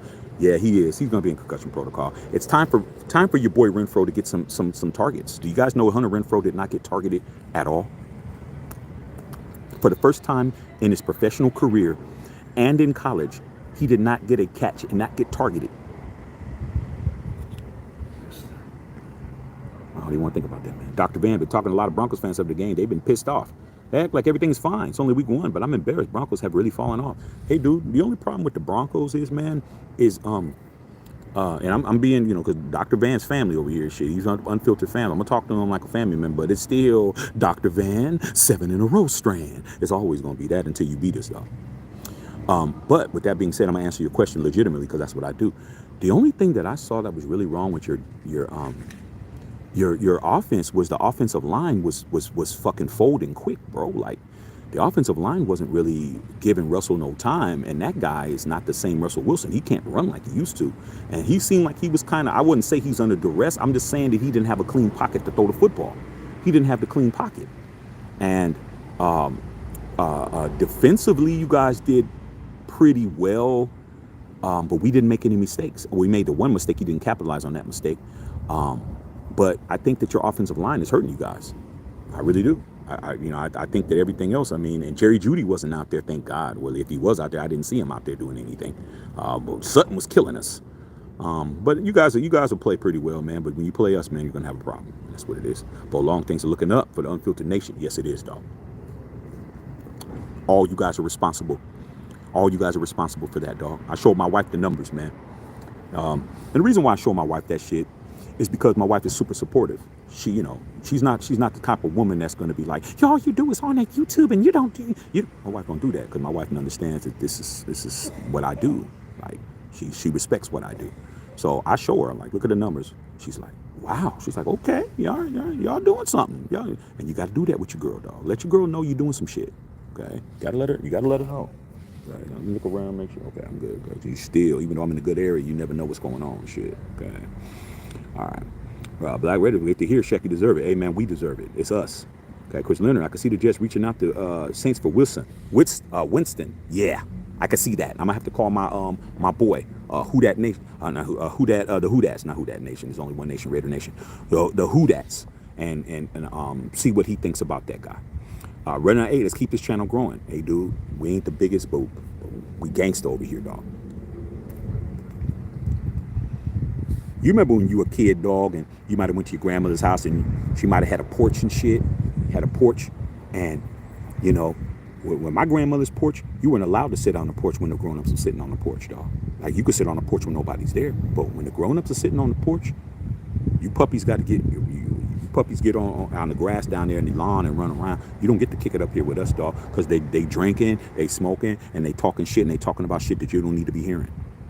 That's us, bro. We're on the porch, bro. The porch ain't got fucking everybody on the porch, okay? So those of us that are a member of this channel, subscribers on this channel, you on the porch, homie. We're on the porch. We're smoking big ass sticks. We're talking shit. We drinking. We fucking doing watch parties and shit. We having fun. We doing us, and we're not worried about what everybody else is doing. Little Barrera in the house. Going on, man. Dominique said Jets don't have an O-line. Yeah, man. But that injury, you can't blame that on the O-line, bro. Yeah, the pressure. But Aaron Rodgers did that play. He's done that play 10,000 times in his career. He's had to roll out of a potential sack on every team he's ever been on. Even when he was at Cal Berkeley back in the Bay Area, he had to do that shit. That fucking turf snapped his shit. Go look at it, bro. You could see the back of his leg go pop because his cleat was stuck into that fucking turf, man. Get rid of that turf, bro. Get rid of that turf. God. Chris Leonard said ex-Bucks receiver Mike Williams passed 36. I was rooting for that brother. I was praying for that brother, man. Yeah, Mike Williams, man, he had an accident at the construction site where he was at, where he got hit with something, man. Prayers to his family, man. Dr. Van, Cap's time is over. He's been on the football long enough to make a comeback now. I'm just saying, dog. I mean, shit. Tom Brady ain't coming back. You might as well. If you could, hey man, I guess you're gonna dream. You might as well dream big and shit, huh? Jets fans are really making memes with Tom Brady with a green shirt on. I'm like, Tom Brady's not coming back, bro. Black Raider said they have no faith in Zach Williams. Is it Zach Williams? It's not his name. Zach. What's Zach's name for the Jets? It's not Zach Williams, is it? It's Zach. What's his last name? It ain't Williams though. I'm pretty sure it ain't that. Okay. Brother Tito said, freaking wussies. He said he tore it just because he doesn't mean he would have did that with us. Doesn't mean that he wouldn't have. That's not why I didn't want him, Neek. You know I didn't want Aaron Rodgers. Let's not try to glamorize what he would have did if he would have been a Raider. I never wanted the cat. I don't care if he would have been healthy the whole season. I didn't want Brady. I said we weren't getting him. I was right. I didn't want motherfucking Rodgers. We didn't get him. I was right. I didn't want any of these dudes. I didn't want Garoppolo, but I did tell you he was coming a week before everybody else did. I didn't want none of those dudes, man. You know why? Because at the end of the damn day, the quarterback isn't going to save us, bro. The team has to be better. The Raiders don't win Super Bowls by having the best quarterback. I've said it. Brother Tito said it. My boy Bill Holloway said it. Christy Hurd has said it. All of us three ringers, all of us that have three of these on three fingers, and the only fingers on our hand that don't have a ring is these two. See, all this that's closed is all me that's talking right now. All these three motherfuckers right here have rings on them. These two don't. The Raiders have never had the best quarterback in the NFL when we run Super Bowls, bro. We had the best team. That's how the Raiders win.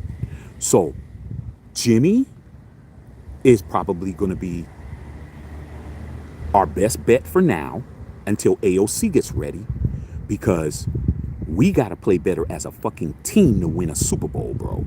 But having the best quarterback's not going to do shit. Now, the only person who I would believe that could do it was Brady. Brady's the only quarterback that I ever seen as a free agent, you know, as an adult, because when Plunkett did it, I was a kid still. When Plunkett did it, I was a kid. When Plunkett came over from the 49ers, I was a kid. And I came from a 49er family, so I already knew what Jim Plunkett could do.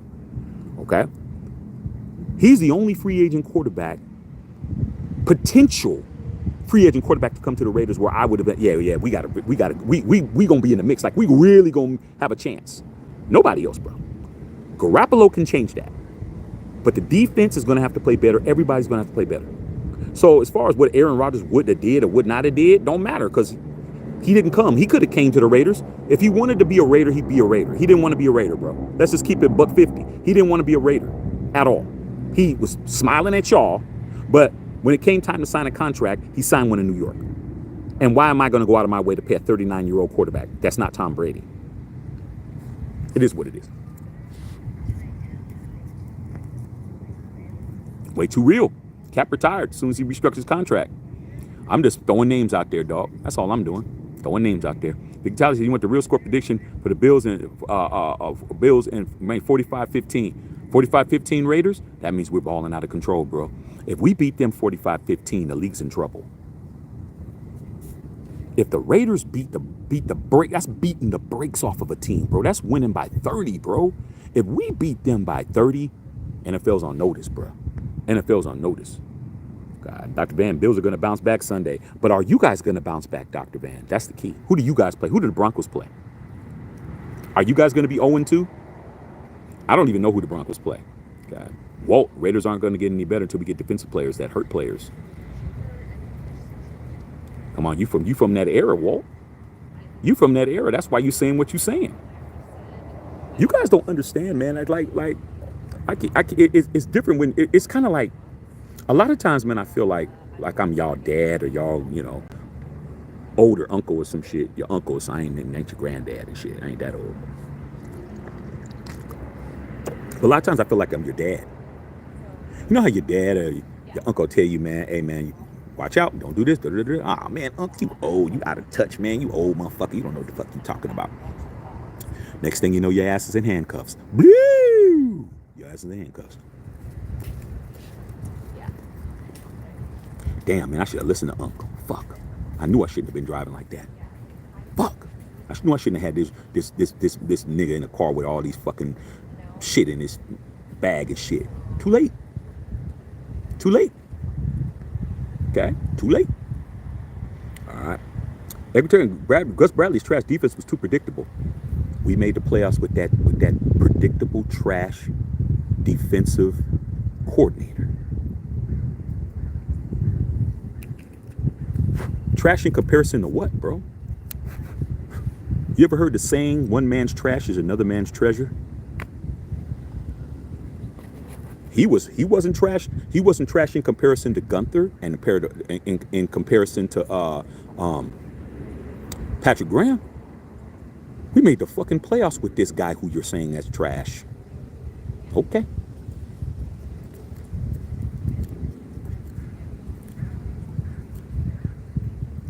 Those of you guys that are interested in cigars, man, make sure you guys are watching the Cigar Talk content. I don't make any money off of the cigar content because YouTube, you know, they have demonetized things like cigars and all that shit. So I put it up there just for you guys that, you know, might be interested in wanting to, you know, get in the game, or if you're in the game, give you guys some, you know, some tips and shit, or give you guys some cigars that you can check out. So I just wanted to put that out there, man, because this cigar is fucking good as fuck. Why? Because I'm not even lighting it that much. The only reason why it's going out is if I take too long to puff on it. But this motherfucker is off the chain if you're interested in cigars. Okay, let me get back to my shit. Central Coast Cali Raider, what's going on? What's going on, Shaq? Moehrig always look confusing coverage. He needs to get benched for Roger Teamer. Teamer plays hard. I like Teamer. Okay. Raider Tiger just to shut down Diggs. Yeah. Well, Diggs got a little loose, but you're talking about an elite defense. I mean, who do they have on the D line that's really on the Jets? Look at the Jets, the way the Jets are structured. They're secondary. You're not getting shit. Don't try the Jets secondary. You're gonna end up with a fucking turnover, bro. You fuck around with them, you're ending up with a turnover, bro.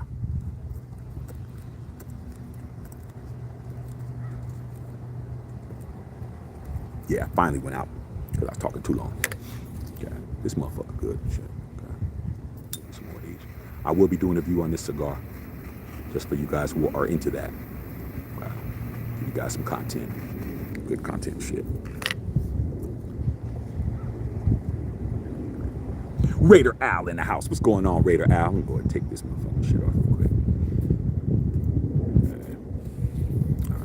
Always take the bands off, you guys, man.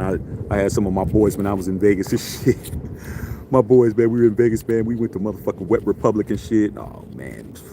We went to fucking bunch of clubs out there, day parties and shit.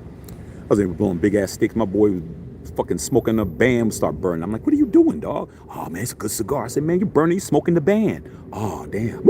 I'm like, dude, come on, man, take the band off and shit. Way Too Real talking to Dr. Van. Dr. Vance, the Diggs had 10 catches for 102 yards. Like I said, I didn't see him get shut down, dog. Okay. Raider Tiger said replace Moehrig. Powell Miles a safety or a corner. He's a safety, man, but Powell Miles a rookie, man. It's a rookie, man. Gotta let some of these guys develop, bro. Okay. Black Raider said, I really wanted Robert Saleh to be our coach. Yeah, he would have been good. But he's a defensive coach, though. Robert Saleh is a defensive coach, but he would have been good. D'Amico Ryans would have been good. He's a defensive coach. But the Raiders, we don't hire a lot of defensive coaches, you guys. If I, you know, in my 49 years of being a Raider fan, if I think about all our coaches, and I think about who were the defensive coaches that we had, I probably can only name maybe 3 defensive coaches that we've had in our entire history. I know Joe Bugle, who was horrible. He was a defensive coach, but rest in peace to Coach Bugle.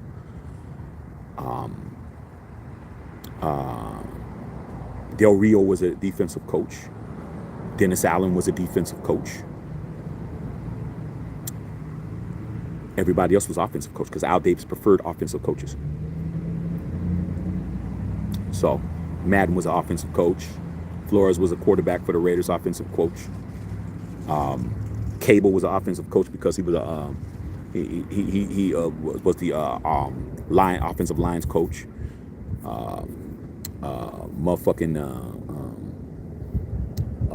Mike White was an offensive coach. Mike Shanahan was an offensive coach. Art Shell was a Hall of Fame offensive tackle for us. We can just go on and on and on and on. All our coaches are typically offensive. Lane Kiffin was an offensive coach, even though his ass couldn't fucking coach, but he was still an offensive coach. He says, can an owner be a player? No. Let's just get that out the way. No. A owner cannot be a player. Now, a player can be a coach, but that hasn't happened in like 60, 70 years. In basketball, the last person to do it was Bill Russell. His last year he played, he was the coach, and he was a player coach. And they won against the Lakers in '69. But Kent, you got to divest, bro. When Jordan came back, when Jordan was the owner, was a minority owner of the Wizards, and he came back to play basketball, he had to sell his shares back to Abe Pollin. Abe Pollin was the owner of the Washington Wizards. He had to sell his shares back, and then when he decided to come back, Abe Pollin wouldn't sell him his shit back, and Jordan got pissed off and hasn't talked to them since. Dr. Ben, I wouldn't be worried about y'all, the Broncos, if I was y'all. Hey, man, all I want to know is who y'all play.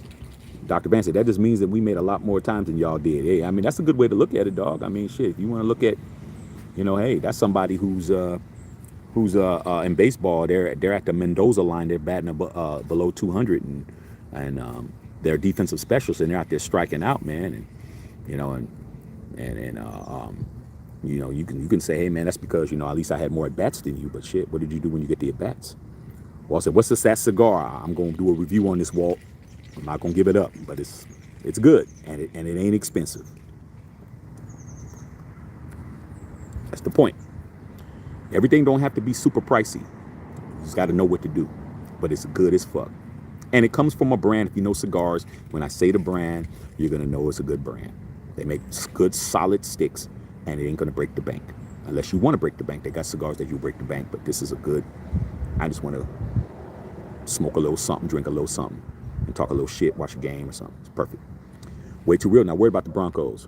Why are we worried about a team we haven't lost to in 3.5 years? All Raiders, I can finally listen to a ninja that ain't scared to keep it real. I completely agree with you, dog. One thing about me, that I don't fear shit. What do I got to be scared for? The worst thing that anybody can do on this thing is unfollow me. That's it. Unsubscribe. Just push the button and say, I ain't listening to Shaq. Motherfuckers be doing that.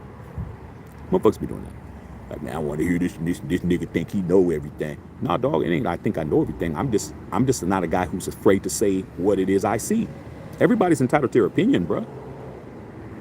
But the key is when you are fucking a real man, and I use that a lot, because motherfuckers be thinking they really walking around with and letting their nuts hang, and they ain't. You a real motherfucker, dog. You gonna say what it is, and you ain't gonna worry about the repercussions of that. Now, you gonna say the real shit, whether it pisses somebody off or not. Okay, you gonna say the real shit, bro. Okay, you gonna say it. Way too real. At this point, my fandom, I'm here to watch the world burn. That's where you gotta be, bro. That's where you gotta be. Okay, telling you, man. I've told that story, man, when 2002, when we lost the Super Bowl, man, I had waited from 83 to 2002 to fucking win a fucking Super Bowl, man. And we got back, and I'm like, thinking we had it. I drunk the Kool-Aid, bro. I drunk that fucking Kool-Aid from Bill Callahan and shit. I drunk that fucking Kool-Aid. Remember we was calling him Cutthroat Callahan for little OGs that's out there, people who's been around long enough. Cutthroat Callahan, man. It's good. We lost that damn Super Bowl, bro. I had never lost a Super Bowl in my lifetime. I'm like, man, I'm still like, fuck, man. And we played like that. Rich Gannon, who everybody swears on their life is better than Derek Carr. I'm like, yeah, he's the MVP. He did this and that in the regular season, but he played the worst game of his life in the fucking Super Bowl. Derek Carr would have never threw 5 fucking interceptions and 3 pick sixes. He might have fucking threw a couple of interceptions, but he wasn't gonna throw 5 fucking interceptions and 3 pick sixes in the Super Bowl. DC wouldn't have did that. I'm sorry, man. He would not have done that. Okay? And motherfuckers are still caping for this guy. I'm like, man, I can't stand Rich Gannon, bro. Okay. Bro Long said, enjoy the L, Dr. Van. You know what it is. Martin Morales, I hope Trevon steps up. That's all I want, bro. I'm going to talk shit, but damn, if the kid steps up, I'm going to be the first one on here saying salute to Trevon for picking his game up, dog. Somebody got to let him know, dog. Dr. Van. Okay. Henry from Michigan, what's going on, big dog? Hey, man, Michigan in the house, man. Big Blue in the house. I see you, dog. Bro Long, prove him wrong. That's your job. Let me give you a couple examples of why we're over here prospering. Of course, people say, oh, Shaq, people, trolls coming, you only doing it, you. Look, man, let me tell you something. lot of people on here, Bolong's one of them, followed me from YouTube. I was very successful on YouTube, dog. Very successful on YouTube. My videos, when I went live, 20, 30,000 people at a time, man. When the Chiefs beat the 49ers in the Super Bowl and I went live, I had 60,000 people on my live, bro. No cap. Bolong knows it. And put a 1 in the chat for those of you guys who came over from Facebook and y'all know that I was killing it over there, bro. The reason why I came to YouTube, I was never making any money either. The YouTube, Facebook was just taking all the money from all the videos. They weren't giving me any money. I wasn't even thinking money. I was just like, hey man, I'm doing my thing. Feels good to have tens of thousands of people watching you, listening to what the fuck you talking about. I was eating that shit up, ego-wise. Wasn't helping my pockets, but I make money doing other shit, but still. It wasn't until Facebook decided, you know what, we're gonna take this dude's shit from him. Because he's not paying for any advertising. He's not, we're not able to really do what we want to do with his content until we claim his content. So what they did was they put a copyright claim on my shit. They said that I was stealing somebody else's content when it was just me talking. How are you going to take it from me? So they took my fucking page. They locked me out of Facebook for 3 days during football season, bro. They kicked me out, meaning that I couldn't even log in. When you log in, it would say error. They said, fuck it. They sent me a thing saying, hey, you're stealing somebody's content. They were trying to claim it. And I was like sending them emails and shit. What the fuck happened? Blah, blah, blah, blah, blah. They didn't fucking answer me. 3 days later, bro, they sent me an email. After I missed the Sunday night game, I missed the Raider game, I missed Monday Night Football. I missed 3 different fucking games that I covered. That Tuesday, after locking me out, they said your channel, your page has been unlocked or whatever the fuck. I asked them why the fuck did they do that? They said, well, the claim has been denied, or whoever tried to claim my shit. Ever since then, I told all the people, hey man, I'm going to YouTube though. Man, Shaq, just because you could over here on Facebook don't mean that you're going to be able to do anything on YouTube, man. There's just too many motherfuckers over there that's doing it already and shit, and you know, and I said, I ain't doing no more lives on here. I came to YouTube. You think all those motherfuckers came over? They didn't believe I could do it over here. I came over here, I started knocking out videos, bro. Okay? Didn't even have 200 fucking subs, bro. I was at 150 subs for like 6 months, bro. Just keep making videos. I said, man, I'm just gonna keep making them. Next thing you know, I get 1,000 subscribers. I get monetized. YouTube said, hey, this cat, okay, you got the numbers. You got the watch hours. You got to have 4,000 watch hours. That means there has to be 4,000 hours of your content being consumed by everybody. And you got to have 1,000 real subscribers. When I got there, I got monetized. That was the first time I proved them wrong, Bo. Then I got 2,000. I proved them wrong again. Then I got 3,000. I proved them wrong again. Then I got 4,000. I proved them wrong again. Now I'm getting ready to hit 5,000 pretty soon with you guys. That's going to be 5 times I proved these same motherfuckers wrong over there that told me I couldn't do it once. That's the point. When I say it's your job to prove people wrong as a man, that's your fucking job. When you say you're trying to fucking take the test to be the manager and they tell you you ain't going to get it, that's when you pass the test and you be the fucking manager. Okay? That's what you do. When they tell you, when you say you're going to get that scat pack, and they tell you you ain't gonna get it and shit, you drive up with the fucking scat pack and you rev the engine in front of their house. Okay? When you see the baddest broad at the fucking club and they say, dog, she ain't gonna fuck with you, and you leave with her, that's when you just give a salute to the motherfuckers that was hating. It's your fucking job, bro. Proving motherfuckers wrong is a man's job. What's up, Lisa? Lisa Blackman in the house. What's up, Lisa? What's poppin'? What's up, girl? Okay, you know how I feel about you, Lisa. Okay. Martin Morales in the motherfucking house. Do Vinci in the motherfucking house. Red Talks, that's facts. Patience has run out. I don't have no patience, bro. The only person I have patience with is my wife and my son. I don't got no patience for nobody else, though. I picked my wife. I made my son. That's it. I picked my wife. I made my son. Those are the only people because I have patience. And my patience is still not where it should be. It's not where it should be at all. But they get patience from me because I picked my wife. I made my son. What the fuck? What? Everybody else, I ain't got no patience for you guys. Tiger said, no more excuses. Red Tiger said, time to win now. Said, Red Tiger said, let me get a lighter. Here you go, big dog. Here you go, dog. Here you go, dog. Okay. All right. I got you, bro. Plenty of lighter fluid in this bitch. I got you. Wait, you real. If you're gonna beg off your friends, you gotta treat them off every night on then.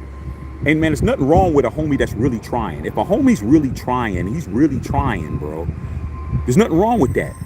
To try to help him, dog. But it comes to a point where where you gotta let a motherfucker suffer. Like you gotta let him fucking be on his own, bro. Like I always, you know, and I'm really considering doing like some lifestyle, changing and doing another page, like a lifestyle page, so I can just talk about all the stories and all the shit. I think I got things that can help you guys. It's just like this homie that I used to have, bro.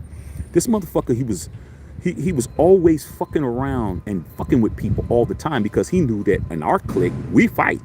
Don't mean we were the toughest people. We fight. Like we gonna fight. We get fucked up. We get fucked up. But we gonna fight. We ain't punks. But you know, to this motherfucker always took that for granted. He always took it for granted. And what he would do, he just do shit that he shouldn't be doing, bro. Okay? If you're at a bar, just trying to help you guys out, those of you guys who've been in bars or got some game, you guys are gonna agree. Those of you guys who don't, hey, can't help you. You're at a bar, bro. People got drinks. Like people stand around the bar and shit. You don't motherfucking bump into people's drinks and shit and have them spill on them and shit. You don't bump into people's girls with drinks. You might be fucking laughing and carrying on and you swinging your arms and you bumping into motherfuckers. When you bump into a motherfucker at a club, dog, or a bar or shit, you have to fucking apologize for that shit, bro. It ain't you being a bitch like, oh, sorry, my dog. Hey, excuse me, homie. Hey, girl, I'm sorry.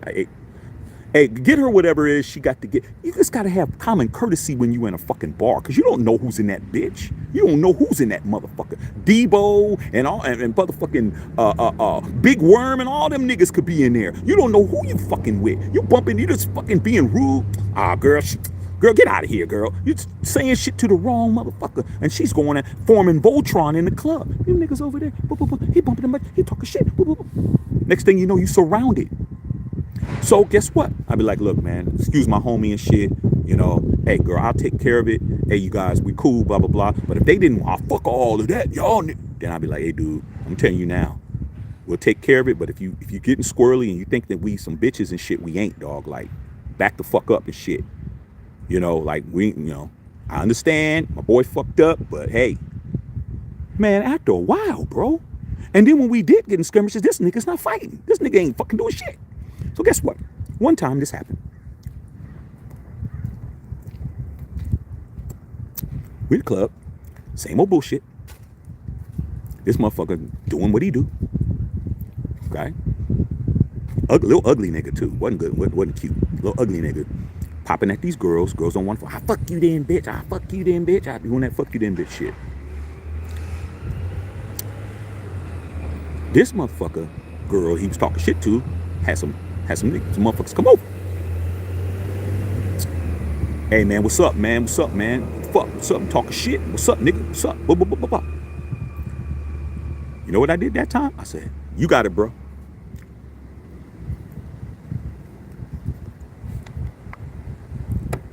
He's like, what? We'll fuck you guys up. I said, nah, you got it, bro. You got it, dog. You got this one, bro. You got it. I said, you got it. Because it was going to be a fair one. You got it. Yeah, man. Well, I see you niggas outside. Motherfuckers like, yeah, okay. Because security came over. These motherfuckers was eyeballing us all night. I was like, hey, dog, I ain't tripping. Anybody touch me, it's on and popping. But you on your own. He's like, man, what's up, man? Y'all don't got my back? I said, no, I don't got your back this time, dog. You got it. I'll make sure nobody else jump in and shit, but you got it. Why did this motherfucker say, I'll be right back? Said he was going to the bathroom. We didn't see that nigga for the rest of the night. Motherfucker left the club, dog. They were like, where's your boy at? I don't know where that nigga is, dog. Y'all spooked him. He gone. We was all laughing and shit. The cats that wanted to squab We were in the parking lot laughing and shit. They were like, "What's up with your boy? Where your boy at?" I said, "Man, this motherfucker left, dog. He gone. Look." "Oh, y'all got him out of here." I said, "Nah, that motherfucker just he saw that we wasn't gonna fight for him, and he left." So that's the point. Sometimes you gotta leave your boys on the island, bro. Sometimes you gotta leave them on the island. Okay. I stopped going out with that nigga. I'm like, damn, I ain't gonna keep getting in fights over shit I didn't do. Let me do some shit and get into a fight. Red Tiger said the steaks are coming out. You already know. Truffle butter on the steak. Woo! Still ask for gas money. You already know what it is.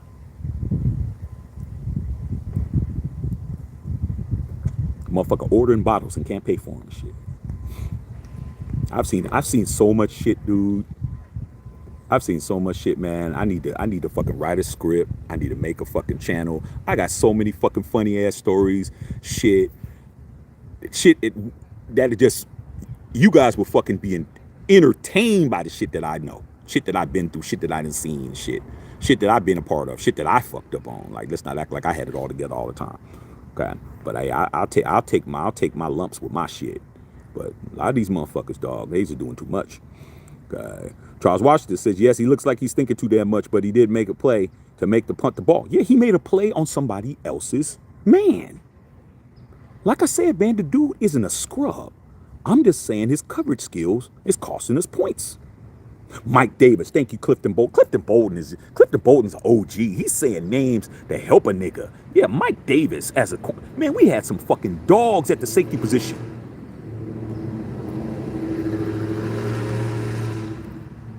We had some fucking dogs, you guys. Real dogs. Turbo Duran, what's up, Turb? Turb said it sucks that Road Rogers had to go out like that. Hey, come on, Turb, man. Be nice to discount double check and shit, man. Be nice, bro. Be nice, man. Charles Barnes, bottom line, step up soon. We have replacements. Somebody got to replace them. Okay. Bo said, blowing motherfuckers' wigs back. You already know. Okay, Bo. You out in Chicago, Bo. You know what it is, Bo. Okay, you know what it is. You know, I got family in Inglewood. Inglewood with an E, not with an I. You already know. South Side, 63rd and Halstead, homie. Shit, I go to Chicago. Motherfuckers better leave me alone. I got some real ones. I got some GD family members. Okay. Way too real. That's how it goes. Players usually sign in division. That's benefits. Rick Lavelle. What's going on, Rick? T-Mobile needs to stop playing lazy. I bench him for Isaiah Powell immediately. At least Powell got the pedigree, bro. At least he got the pedigree, bro. You know, Powell is related to Palomalu. I don't even need to say that motherfucker first name. Okay. Charles Brown, corners forced Russell to pass to run for the running backs. They did. They were covering. I just said that. The linebacking core can't cover everything. There's only one linebacker that has enough speed to deal with the running backs, and that's that boy DD, Double D. Okay, Divine Diablo, D-Dub. He's the only person. Them other guys ain't fast enough. Spillane's a good tackler, a good running linebacker, running back. Stop the run. But in pass game, we're slow. We're slow, bro. It's like even Denzel Perryman, who I miss. Denzel Perryman wasn't that great in coverage, but Denzel Perryman was a hawk. Denzel Perryman would be around the football. He'd be around the football. I've never seen him get burnt. He'd be around the football, though.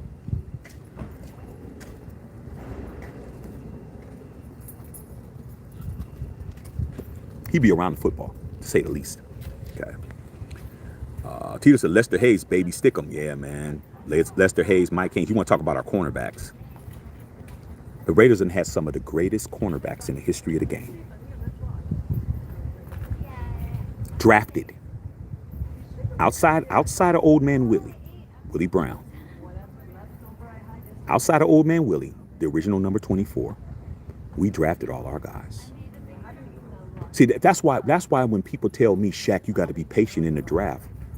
Dude, all you got to do is draft the right people. You think Al Davis, let me tell you guys something right now. With the, what's his name for the Eagles? Jalen, the kid that got into the accident shit that's balling right now. Do you think Al Davis, if he was the owner of the Raiders and we had the situation with Ruggs killing that beautiful young lady and the lady's dog, man, which was tragic, which was fucked up, which this kid definitely needs to pay his penance to society, and when he gets out, Salute to him, dog, but you got to pay the price for that. Do you think that Al Davis wouldn't have drafted that kid, man? Al Davis would have drafted that kid because he's the best player. He wouldn't have did the politics shit. Al Davis didn't do politics. The old man didn't give a fuck about politics. He didn't care about optics, and he didn't care about politics. What he cared about was the 3 words that you guys all know. Just win, baby. That's all he cared about. Al Davis' ruthlessness in regards to winning is the reason why the Raiders don't get calls, why we get fucked up, why we had all the shit that happened to us. Because Al Davis only cared about the Raiders winning. He didn't care about being friends with motherfuckers. He didn't care about fucking kumbaya with owners. He didn't care about what was doing best for all these other people. He cared about winning, and he would have drafted that kid. That kid would be playing for us. Facts. Belong. Jacoby Myers balled. He did, but he was being targeted and the plays were being called for him, and there was no plays being called for Renfro. Do you guys know how many touchdowns Jimmy Garoppolo missed? And when I say missed, that doesn't mean throw the football. Do you know the play that he threw an interception on in the red zone? Guess who was all in the end zone by himself? Tay Adams. Tay Adams had 2 plays where he toasted your boy Patrick Surtain too, Doc. He was on roller skates with Tay. Tay was putting that nigga on roller skates. So there was 2 touchdowns we could have got. And then the last play, just being honest, Jimmy it's just like LeBron James when people say LeBron didn't take the last shot. LeBron made the right basketball play, but he don't get credit for that. Jimmy made the right football play by sliding and giving himself up. But Hunter Renfrow was all by himself. Hunter Renfrow was by himself in the end zone on that last play. But Jimmy G made the right football play. Do I risk throwing the ball over there, or do I get the guaranteed first down and burn the clock? He made the right, but he's going to get credit for that because he's not considered to be the guy that should be taking the last shot or scoring the last touchdown or whatever. LeBron going to take credit. It's going to get ridiculed because he's supposed to be the GOAT or whatever the fuck. And motherfuckers talk shit because he didn't take the last shot even though they won. So, it's just, Jimmy made the right football play. He's smart. Jimmy is a very smart quarterback. Doesn't mean talent. Doesn't mean greatest arm. It just means he's smart. He's going to fucking do the right thing. But we did leave 3 touchdowns out there. Okay, Trevor Moehrig. That's good. The NBA wants to change the NBA All-Star sitting out of games. I like that too. These you got to understand, man. The NBA players nowadays, they make more money off the court, I should say, than they do on the court. That's why they care about their Instagram followers. They care about all that shit. They don't care about what the Jordan era cared about, and Kobe's and all that. Kobe's like the last dude. Who gave more fuck about winning than everything else. All these other guys, if they win, cool. If they don't, hey man, where's the bag at? Where's the hoes at? Where's the Instagram models at? What's my fucking, how's my IG looking and shit? That's what they care about. Ask James Harden. James Harden is very happy with just making a shit ton of money and not winning anything. He's happy with that. He can retire and he's a first ballot Hall of Famer. He's a top 75 player. He's not going to win any rings because he's just fucking trying to go where he can get a check. On the Raider guy, what's going on, pimp? You see that the Chiefs hurried up inside, got Chris Jones back. Oh, yeah. You guys didn't hear Chris Jones sign, but Chris Jones signed for less money. That was a dumbass holdout that he did. What you holding out for, bro? He lost a couple of million holding out, and he signed for less money. You didn't prove anything. You're not Josh Jacobs. Josh Jacobs held out and made $1 million more. That's the difference. Josh Jacobs held out and got 12 when he was only supposed to get 10-1. He got 12. He actually made more than $1 million. He made fucking shit. Josh Jacobs made well over $1 million extra by sitting out. It worked for Josh Jacobs, but it didn't work for Chris Jones. Okay. On the Raider guy, Trevor Durant. On the Raider guy, Jets still got that win. They did. That ending was off the chain. I went live. Make sure you check that live out. I went live, and that was a game that the casual fan lost. They missed out because the casual fan flipped the channels and started watching CSI and shit. They missed that. Okay, us real football fans watch the entire game. Tragedy turn time. If Mo can't cover, we are screwed because Epps looked lost too. But that's their guy though. Moehrig is not their guy. Moehrig is a Raider. Let's get it understood. I'm always going to side with a Raider more than anybody. I'm going to be more critical of a fucking Raider. Anybody drafted by the Raiders, when I hear all this talk about DC's not a real Raider, he's not once a Raider, always a Raider because he didn't win us anything. Dude, if you're drafted by the fucking Raiders, you're a Raider, bro. If you're born in the United States, you're an American citizen. You might be a bad citizen, but you're still an American citizen. They can't tell you to get out of the country, bro. They can't kick you out. They can't deport you if you're born here. I'm always going to be harder on real Raiders. Trevon Moehrig is a real Raider. He was born into the family. He was drafted by the Raiders out of college. He's a Raider. So I'm going to be more critical. Marcus Epps is a free agent. I'm not going to be critical of a motherfucker who's just coming over. He's like an in-law. He's like a fucking married into the family and shit. He's like a fucking distant relative and shit. You're not like my cousin I grew up with and shit. You're not like my aunt's, my mother's sister's son is my cousin. First cousin. You're my cousin by marriage. Okay, you're without that fucking. As soon as my parents family gets, my aunt decides to divorce my motherfucking step uncle. Your ass ain't related to me. Like, I'm on his head. Pause. I don't like that one. I'm on his ass. I can't even say that. I don't know what the fuck to say. I'm critical of the brother. How about that? Critical of the brother because he's a Raider. And if I can't fucking critique Raiders, something's wrong with you because I'm going to critique them. That's what it is. Okay. Trevor Durant, Raiders are done. Rodgers is old. Tito, Ponies are 3-5 in the Super Bowl, Shaq. Losing record. Losing record. The Chiefs, what's their record? The Chiefs are 2-2. The Chiefs lost Super Bowl 1. They won Super Bowl 4. They won Super Bowl last year. They won the pandemic Super Bowl. They're 2-2. They're at 500. They win half their Super Bowls. The Raiders were 3-5. We win 60%. We have the best win percentage in the Super Bowl in the AFC West. And the Chargers, they're 0-1. We don't even need to talk about them. They have to win one to even be mentioned. Charles Washington, D tackles are still playing patty cake. I agree. But as long as the Death Star is real grass, that stadium's immaculate. I love that place. I always tell Raider Nation, the Death Star is worth a Super Bowl. It's that good. It's worth the Super Bowl, bro. It ain't a Super Bowl. It ain't a Super Bowl.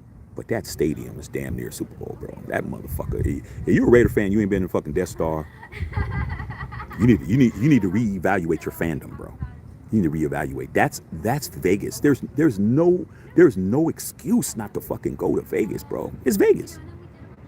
You can even if you don't got no money. Everybody don't have money. Let's just be honest. Everybody don't have money. There's a time when I didn't have any either. Okay. You can fucking form Voltron with family members to go to a fucking Raider game, dog. Grandma would love to go to Vegas because she could fucking go to the spa and go to the bingo table. Your deprived sex offender uncle, he'll go to the fucking strip club and shit. The kids could fucking go to the pool and play the video games and shit. Everybody could do something in Vegas. Vegas is a worldwide attraction, and you can get a flight from any city that has a decent airport. You can fly to fucking Vegas. There's no excuse. And the Raider games ain't really that expensive if you fucking plan for the shit. You ain't going to the Raider games because you just ain't going. You just ain't. When you go in that shit, you'll agree. Shaq's kind of right. This motherfucker's nice. I come from the Oakland Alameda County Coliseum. It's a sewer. I grew up watching the Raiders win Super Bowls in a fucking sewer. It smelled like sewer. Fucking bathrooms overflooded and shit. All that shit, bro. All that shit. Fucking LA, raggedy as fuck. Before now it's nice now because they renovated it for the SC. But raggedy as fuck. The Death Star is fucking plush. That motherfucker's plush. And I went on a tour in March. What was it, May? March or May? I think it was March. May. It's May. The Death Star is fucking immaculate.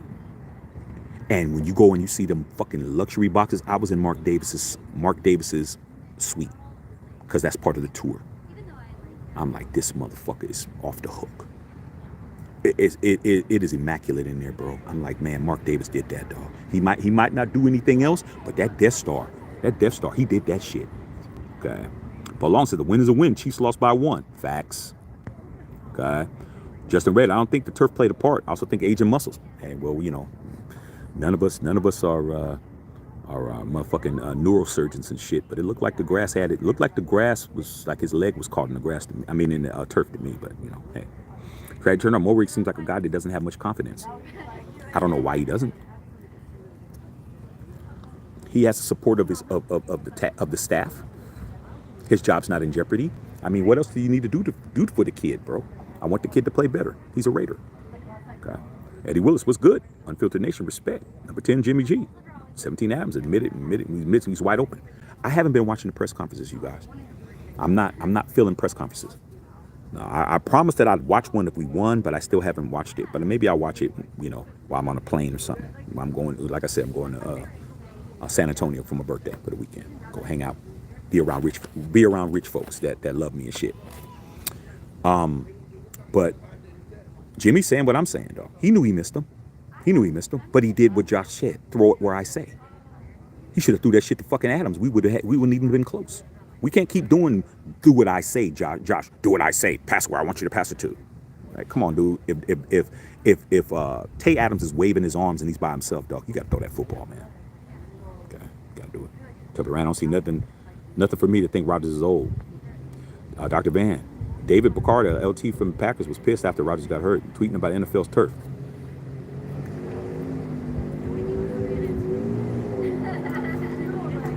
One thing that I can say about the Raiders and my team, and even though it's my team, I still can just be, you know, like I say, I'm super critical. You know, I'm going to say shit that's going to piss a lot of Raider Nation off. And they get mad at me all the time, but you know, hey, give a fuck. Al Davis never believed in turf. Al Davis hated AstroTurf. They was called AstroTurf in the 70s because the Houston Astros were the first team to ever have the fake turf. That's why it was called AstroTurf, if you guys didn't know. The Houston Astros, when they played in the Astrodome back in the days, they were the first team to ever put in, the turf. So they called it AstroTurf. So I don't know what they call it now, but it's AstroTurf to me. Oh, it's better. It's almost better than grass because it gives and it has. Grass is natural, bro. Grass is natural. It's just like a lot of you weed smokers. I don't smoke weed. But all my, majority of my boys smoke weed. I don't smoke weed. Okay. But when I'm with them and they smoking weed, I just pull out one of these motherfuckers right here and blow. They can't even smell their weed when I'm around. Okay. Because I'm blowing this. They be like, damn, dude, I can't even smell my weed. That fucking cigar. Hey, dog, I dominate everything. Wherever I do, I'm dominating. But with that being said, my boys say, hey, man, weed is natural. It comes from the earth. It's not processed. Well, THC now you got these different strains and all this shit going on. But back in the days, all my boys say, hey, man, it comes from the earth. It grows out of the ground. You don't think grass grows out of the ground, bro? Grass grows out of the ground. It's natural. It was here before we got here. It'll be here after we leave. It's been here since the beginning of the earth. When the earth was formed, grass was here. Why aren't you playing on natural turf, bro? Why aren't you playing on natural shit? I will always give a girl with a natural body more props than a girl with a bot body. Even though a lot of these girls, these bot bodies is cracking. But I'm always gonna give a girl with a natural body. She's gonna be higher than the other girl. That's just me, though. A lot of my boys don't care. It don't matter. But if it all depends. If you got two that are on the same caliber, and you got the game, you can whoever either one. I'm gonna pick the natural. That's just me. That just makes it better for me. I like natural shit. Right? But these motherfuckers want to play on that turf. Okay. Dr. Van, congratulations, NFL. How many players are hurt on artificial turf? You care more about soccer players than us. You plan to move artificial for the World Cup coming up? That's a good question, Doc. See, you're a genius. The only thing that's wrong with you is your football and basketball team. I've always told you that, man. But we're gonna hang out, Doc, because I like you. Okay. Plus you're a good father, man. I don't like bum deadbeat dads and shit. I don't have none of my boys are deadbeats. They might have a whole lot of baby mamas, but they take care of their kids. Dr. Van, so clear is feasible. I agree. Trevor Durant said, don't worry, Shaq, Chiefs ain't winning the Super Bowl this season. Shit, I hope not. Tired of them. Tried to turn time. 02 Super Bowl should have been on the Super Bowl if Gruden was on our side. We would have won that. We would have won that Super Bowl. If Gruden would have stayed the coach long enough, we would have won. We would have won at least 2 Super Bowls. But Al Davis, man, the old man just, he didn't like people that threatened his authority. Brother Tito said, Shaq dropping them life skills. Come on, Tito, you can do the same shit. Tito, you got life experience. Like I said, man, I just try to help people out. Like, I don't believe in bumping your head if you don't have to. Like, if I can prevent somebody from bumping their head, I'm going to try to help you bump your head. Because I had to bump my head. Motherfuckers in my neighborhood was not giving up no game to nothing. You had to fucking learn the hard way. If they got arrested for some shit, they wanted you to get arrested for the same shit instead of telling you, yo, dog, that's not a good spot. That's not a good spot to be, to be, slinging birds. That's not a good spot. These motherfuckers, I watch these dumbass fools out here, man. Watch, man. They gonna get caught. Like, how come you ain't tell them niggas? Man, fuck all. Ain't nobody told me. So fuck them. That's how I grew up like that. Okay. Da Vinci, Shaq JJ from Tulsa. Oh, he's from Oklahoma. Okay, my bad. I keep saying Iowa. I don't know why I keep saying that shit. I don't know. Okay, let me get that right. Okay, I appreciate it, man. I don't know where the nigga grew up at. I just know he's number 8 and carries the football and shit, and he's good. Okay, I wasn't when he was growing up. I keep saying Iowa. It's cold wherever the fuck he was at. Tulsa, somewhere. That's the Cowboys. Hey, the Cowboys. Damn, did you guys have to do the Giants like that? 40-0? Good gracious. You motherfuckers. You didn't even let him score shit. Daniel Jones was... I feel sorry for Daniel Jones. There's only 2 motherfuckers on that team I feel sorry for. I don't feel sorry for Waller, bro. I don't feel sorry for Waller. Even though Waller got ran out of town, I don't feel sorry for Waller. Waller is on the Giants. It is what it is. But Daniel Jones and motherfucking Saquon, I feel bad for them 2 cats. I feel bad for them too. Okay. Tito, straight up no trace, you know what it is. Charles Washington had 28 points in 2 and 4 in the red zone. Red zone problems again. Okay, red zone problems. Oh man, man, get rid of number 4, man. We have red zone problems. Hey man, we're not gonna beat fucking elite teams going 2 and 4. Okay, in the red zone, we got to be there. Brother Tito, Sistrum, Jack Tatum, Lester Hayes, shit, Phil Villapiano. Motherfucking, we can just go on and on and on, dog. On and on and on. Okay. You already know Tito. Citrical Scally. Jacobs is from the mean streets of Tulsa, Oklahoma. They did a story on him. And I just get the state wrong. I know his history. I just get the states wrong, dog. I ain't never been to the Midwest. Outside of Chicago. I haven't been to Oklahoma, Idaho, Iowa, Nebraska. I never been like in the middle of the country, like in that part. So all them states look the same to me. Dallas Cowboys, hey, you guys whipped their ass, dog. Brother T said, MVP of our first Super Bowl, baby. You already know. You already know. Bolitnikov, first MVP of the Super Bowl for the Raiders. Love it. Okay. Cocaine said Cooks is in Dallas. Okay, so good. So we don't have no fast ass. We don't got no fast ass slot receivers like that no more. Good. Glad he's over there. Underrated guy, AFC Championship, Bills versus Dolphins. I hope the Dolphins beat the dog shit out of them cats. I like watching the Dolphins, man. And I told some of my Dolphin homies, man, some of my Finn homies, I said, man, I'm so glad Tyreek Hill's out of my division.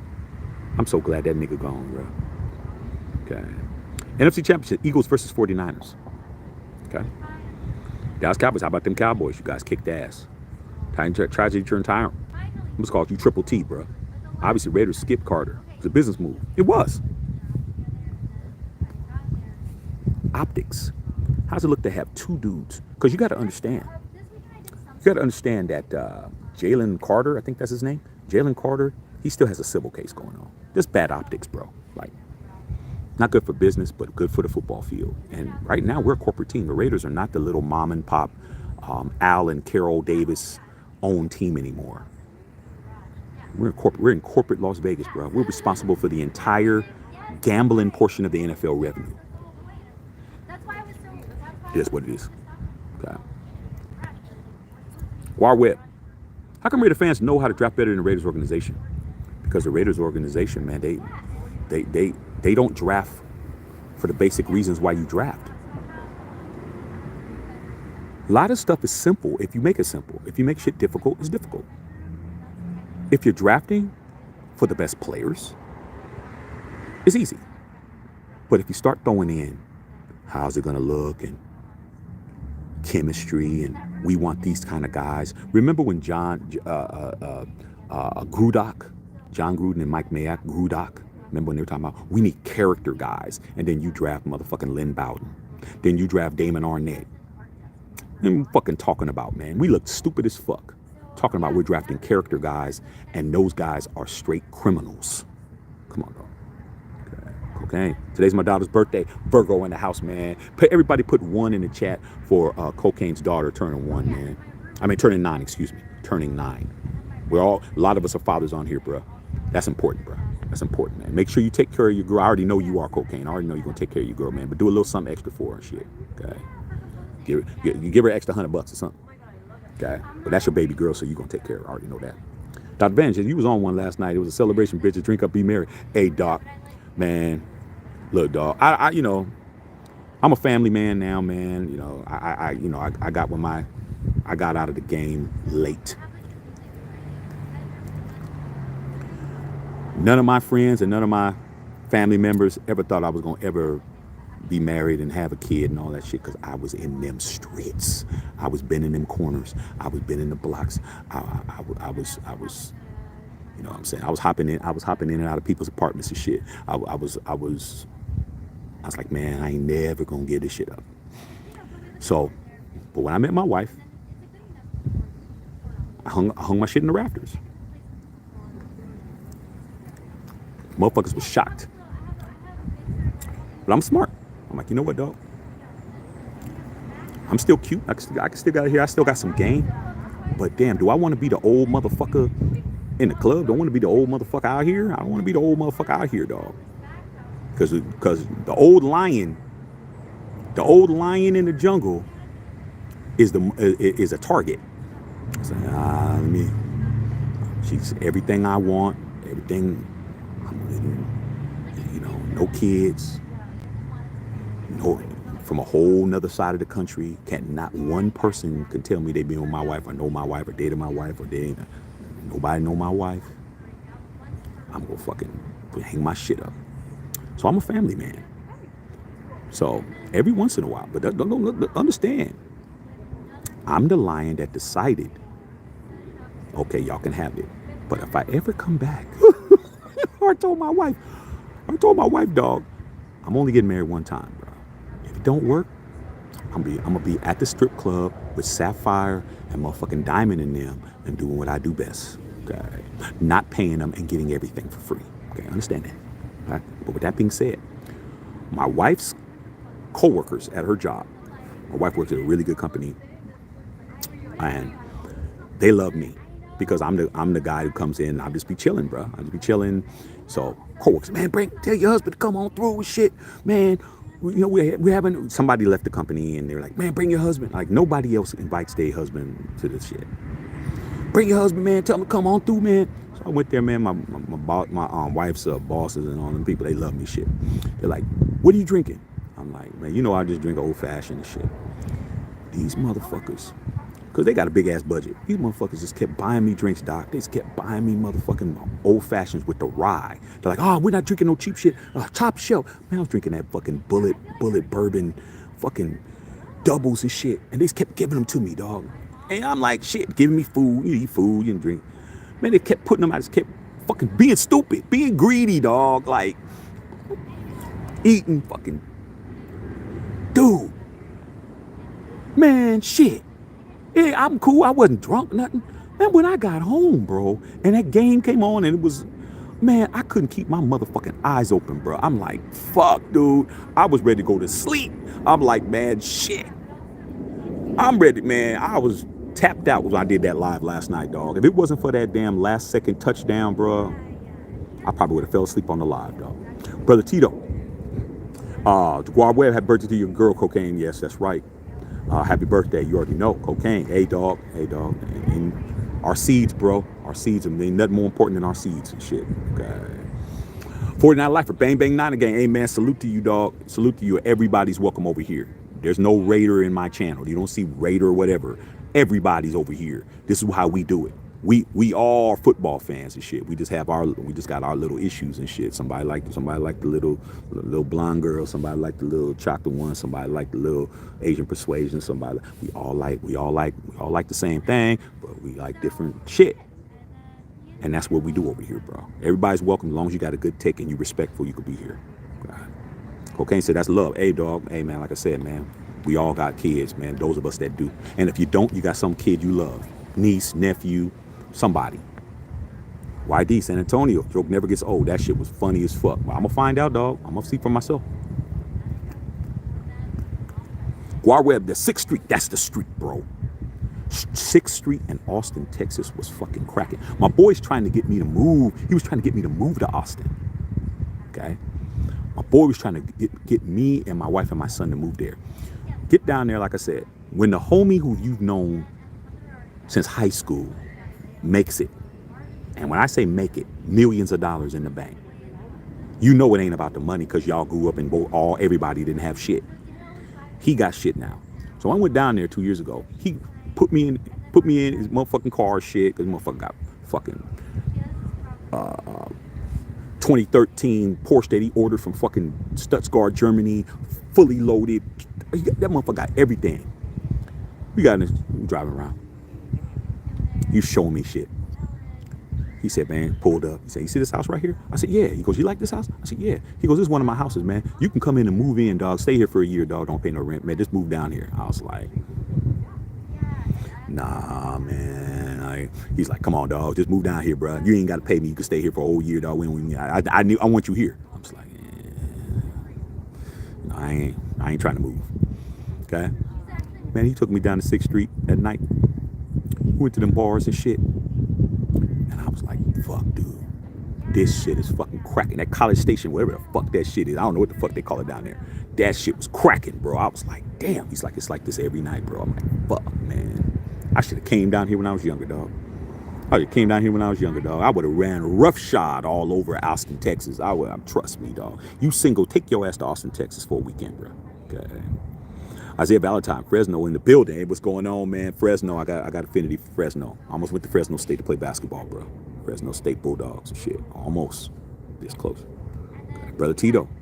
NFL got money up the wazoo. $5 billion corporation, bro.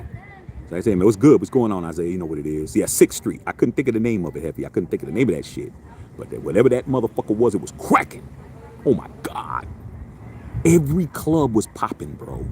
I ain't been to no street where all the bars, everything's cracking. Like every place is popping hard. Okay. Heavy said, yeah, Texas is real cool. Hey man, my boy's trying to get me out there, dog. He's trying his damnedest. Now he lives in San Antonio and shit. He talking about, yeah, man, we're gonna pick y'all up in a limo. I'm like, dog, don't fucking start trying to get me to move to San Antonio and shit. I hear about all them fucking churro eating women out there. I don't know if I want to be out there. Tito said Jimmy G string in the house. That's so true all the time. You know what it is. Dallas Cowboys, turning around and eating and listening. Hey, Turb, you at work or you off today? Brother Tito, man, the good, the bad, and ugly. Wall, wall, wall. You already know. Okay, Brother Brand, Broncos have been awful in the trenches for years on both sides. But hey, man, like I said, man, you guys, the only real critique, Doc, and you know, we understand you're still Dr. Van 7 in a row strand, but you my dog. Was the offensive line, bro. I don't think that Russell Wilson had a lot of time. I'm gonna have to go pretty soon, dog. I gotta get me some lunch, man.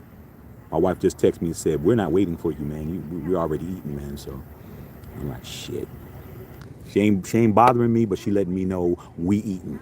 And I'm out here smoking a stick, talking to you guys, drinking some water. And I could be eating some food. So I'm gonna go pretty soon, you guys. Love y'all. Come back on later, maybe. Just different. I've been to Austin like 4 times. Everything you're saying is facts. Good money out there. Raiders got a big fan base out there too. Hey, dog. And my boy was like, man, why are you still in California, dog? I'm like, because I'm Californian. I've lived in other places. I lived in Florida for 2 years. I lived in Atlanta for a little bit. I was out there producing a record. A lot of you guys don't know that I'm a musician. Like if you hear the lives and you hear all the music, that's me. That's my vocation. That's what I do. I've lived in other states, man, but I'm a California dude, man. But California is getting to the point where it's like, damn, dude, like, it's getting crazy out here. Dr. Vance and Jerry Judy didn't play. That helped. Mad Bomber, Daryl LaMonica. Before my time, dog, but my dad told me about Daryl LaMonica. Okay. Daryl LaMonica was, when we moved to California, I moved to California when I was 2 years old or something like that. And we lived in San Francisco. My brother was born there, like I keep telling you guys. I gave him for 49er family and shit. And I'm the black sheep of the family. I'm the kid that does what he wants to do. Those you guys who have multiple kids, you know, you have a kid that's just like, man, this kid is just doing what just running off the reservation. I was that kid. So when we got there, Daryl LaMonica was the quarterback. So my dad used to always tell me about the Mad Bomber. I was like, before my time. First quarterback I ever knew for the Raiders was Ken Stabler. Turbo Duran, Broncos are just terrible. Dallas Cowboys, Broncos suck. Said Russ played okay in the first half. He did nothing in the second half. Check downs to the whole flat. But that's who was open though. Yeah, he was checked down, but you guys was eating off the check downs. How do you get 30 yards on a fucking check down, Doc? You guys was killing us. You was killing us on those check downs, bro. Dr. Van talking to Turbo. Brother Tito said Lynn Dawson. I don't remember Lynn Dawson. I just remember him from the book. All I remember seeing Lynn Dawson, halftime of the Super Bowl I, smoking a cigarette at halftime, bro. Go look at that picture. Go put that up. Lynn Dawson smoking cigarettes. Then Lynn Dawson was on the fucking sidelines of Super Bowl I, smoking a fucking, he's smoking a fucking square, bro. He's smoking a square, bro. You guys are going at it.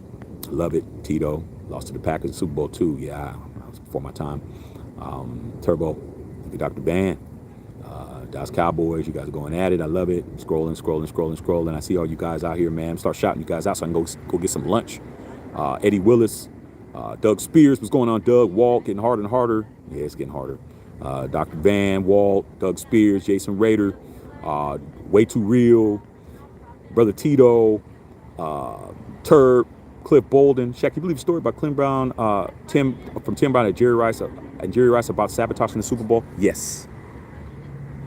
Absolutely. How do you not believe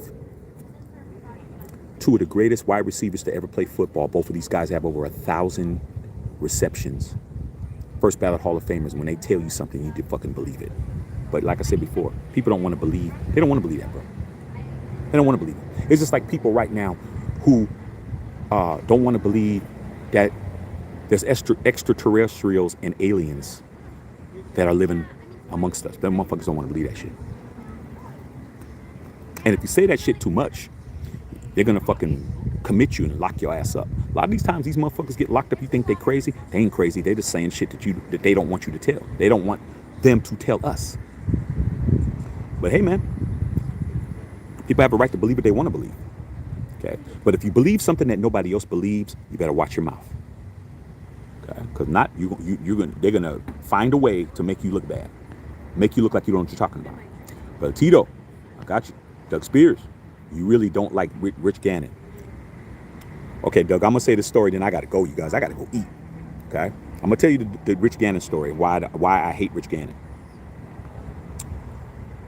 The reason why I hate Rich Gannon and Doug Spears is the same reason why half a Raider Nation hates Derek Carr.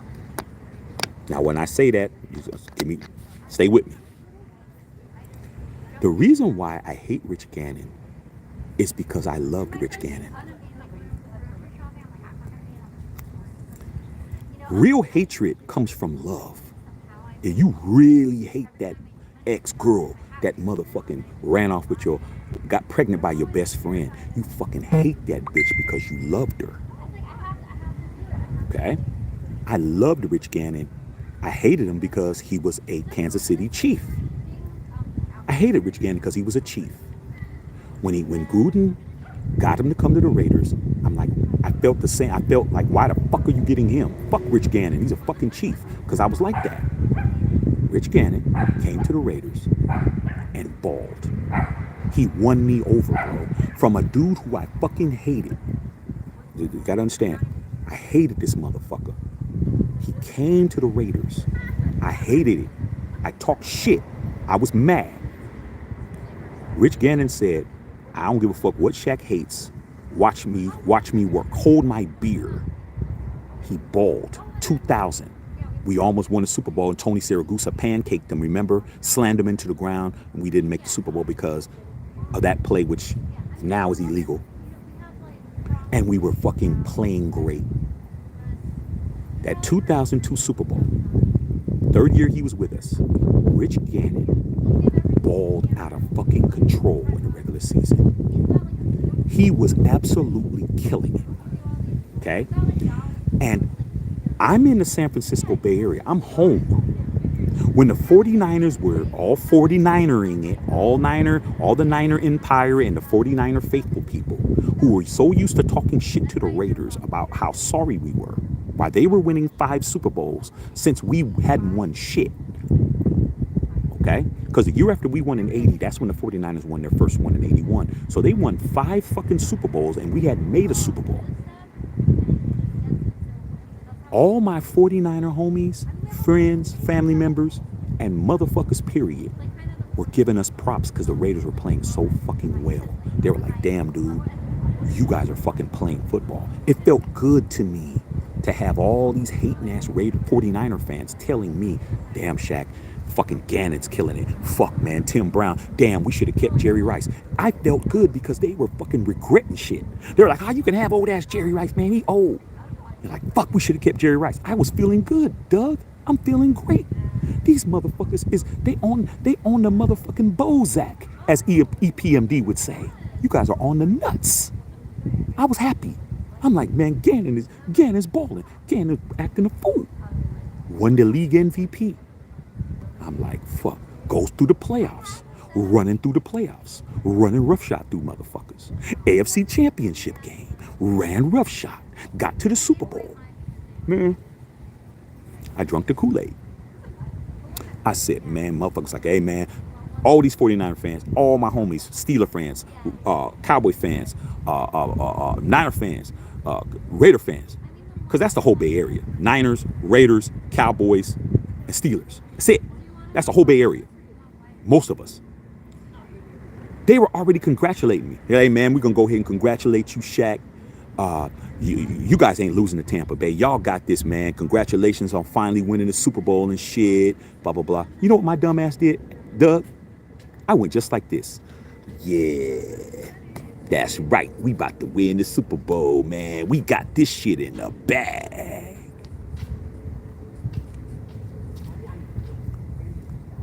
Funny thing happened. We actually played the game. I went to a Super Bowl party in Oakland. All kinds of females there. Fucking, I came in, I bought all kinds of shit to the fucking party. Chicken wings, all kinds of pizzas and shit. Motherfucker. Sat down on the couch and shit. Ready to kick my fucking Super Bowl.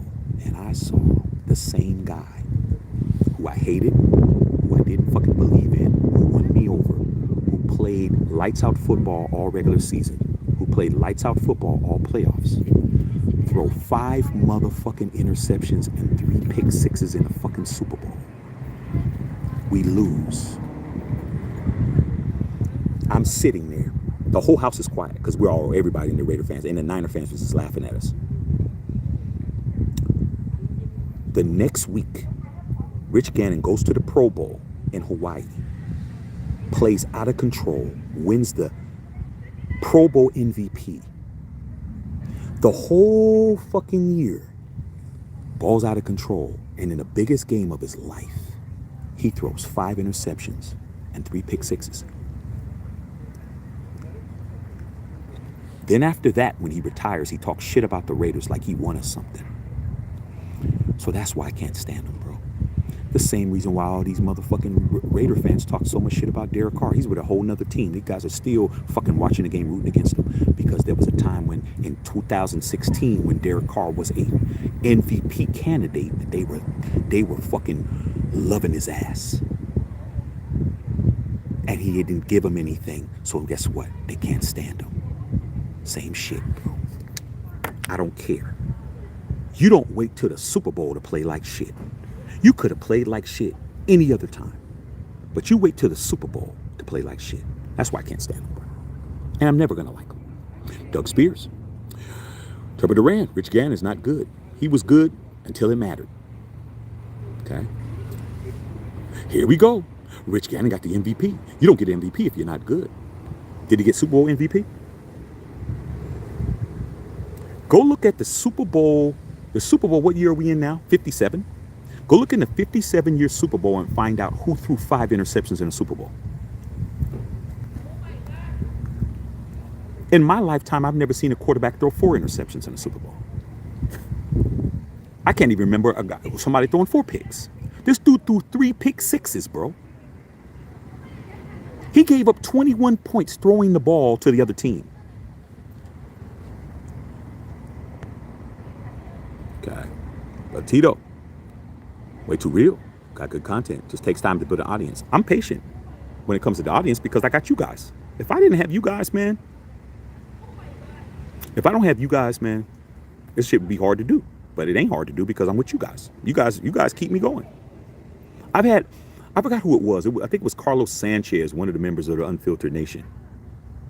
He said, Shaq, I've been with you when you had 200 subs. He told me that.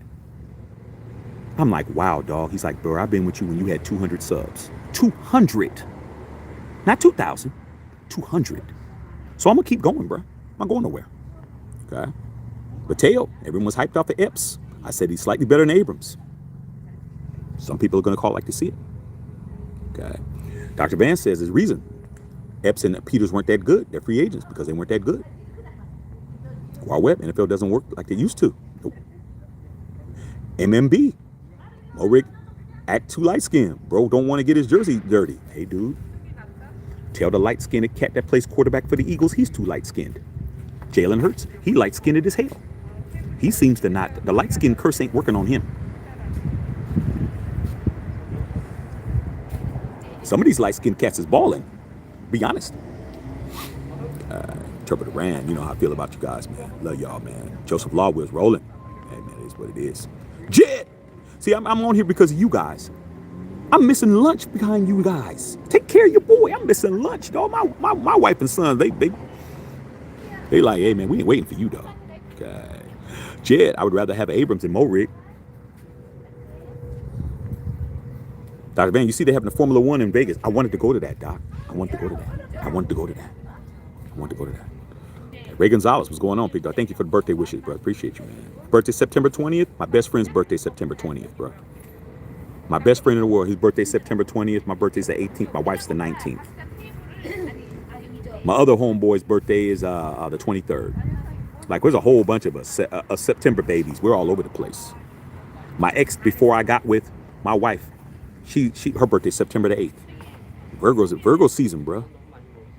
Dr. Van, PS2 had a pretty good game. He did, but Adams was fucking his ass up.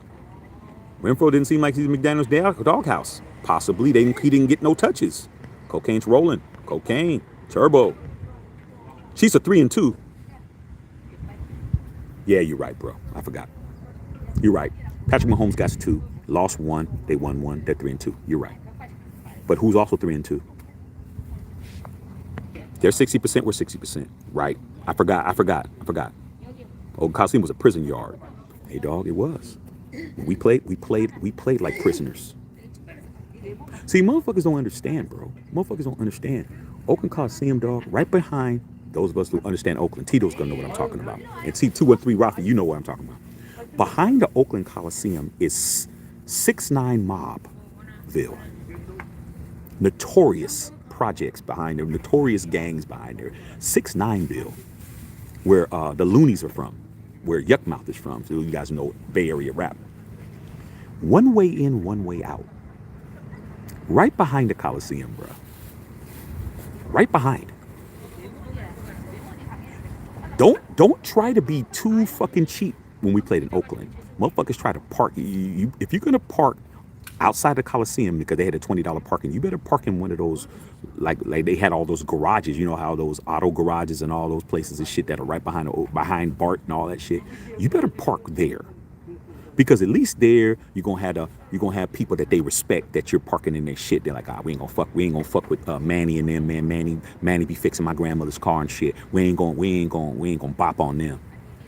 You park anywhere else, you getting bopped. Okay, you getting bopped. That's where we played forever. Okay. Way Too Real said AstroTurf is where Earl Campbell got his career cut short. Yeah, and carrying the football all the time. I was an Earl Campbell, big Earl Campbell fan. Okay? Even though I was a Raider, I was an Earl Campbell fan because I was a running back. Okay. Rich Fry, what's up, Rich? 25's trash, 111's for all you guys, man. Cocaine got her PC. Yeah, you took care of her. You took care of her, dog. Took care of her, dog. But you know, Cocaine, you're gonna have to let her know every once in a while she got to get off the computer and come have dinner because you know she's gonna be on the computer. You already know that, dog. You already know she's gonna be on that fucking computer. Okay, you already know that. My son's 3 years old, and all he does is he has an iPad. This nigga got an iPad. He's 3. This dude is notorious for stealing our phones, bro. Where's our phone at? My son's already logged on it. I'm like, how the fuck you get in my phone? This nigga on fucking YouTube watching these fucking Blues Clues and this little shit. He watching all his little shows and shit. This motherfucker in there. Well, get my damn phone, boy. He's getting mad. How you gonna get mad for taking my phone? Okay. Tommy Martin, you think we compete with Buffalo if we capitalize on turnovers? Turbo, yeah, you ain't at work, Turbo, if you eating that pen. Okay, all y'all, man. All y'all, man. I'm gonna have to get up out of here. I gotta go eat, you guys. I'm just gonna scroll, see who else is on here. Clip Bolden smokes Camel cigarettes. Yeah, it was smoking cigarettes. Smoking cigarettes is what they did. Okay. Eric Haas. The reason I follow you is because you understand rated. I'm 61 black hole season hole. Oh man, salute to the black hole. Eric Haas, man. And salute to my big brother, man. My big brother. You know who he is, number 57, man. Big brother, man. You already know. Raider Violator. Because you old school fear Raiders, man. That's when we were great. Hey, dude, I'm just fortunate, bro. I'm fortunate that I'm blessed to have grown up in that era. I'm blessed to have grown up in that era, bro. I'm blessed that the team that was only 20, 30 minutes away from my house was fucking the Raiders, bro. Like, I'm blessed, dude. I'm blessed to be able to say that. Us 3 ringers, bro. Like, to be able to see all those Super Bowls. Come on. Let's make the Raiders great again. You're right, bro. Dodgers have been struggling lately. Hey, Turb, you was talking all that shit. Now the Dodgers is having some problems. Now the Dodgers is having some problems, Turb. Hey, man, it doesn't help that what's the homie, the pitcher, what's his name? What's the pitcher's name that had the domestic violence issues and shit, man? He's a good pitcher, too. They scrubbed all his fucking murals and all that shit from Dodger Stadium, man. I forgot the pitcher's name, man. The pitcher, man, the one that wears the fucking goggles and shit. And Kevin Porter Jr., man. For those of you guys know basketball, man, Kevin Porter Jr. that plays for the Houston Rockets, man. He beat the dog shit out of his WNBA girl. She has a fractured vertebrae in her neck. How the fuck do you beat the shit out of a female like that, dog?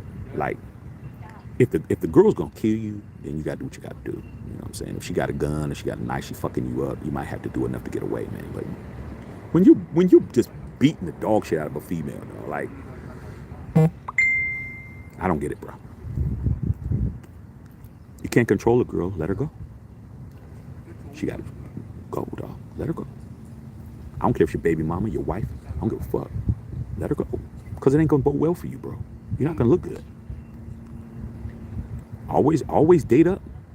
Like, hey, man, hurt and shit. We all been hurt by some female. Somebody's gonna hurt us.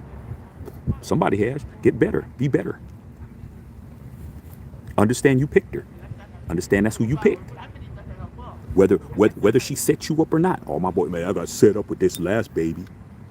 I'm like, nigga, you got fucking 7 kids by 5 different women, nigga. How the fuck you get set up? Man, I got set up, man. I fell for it.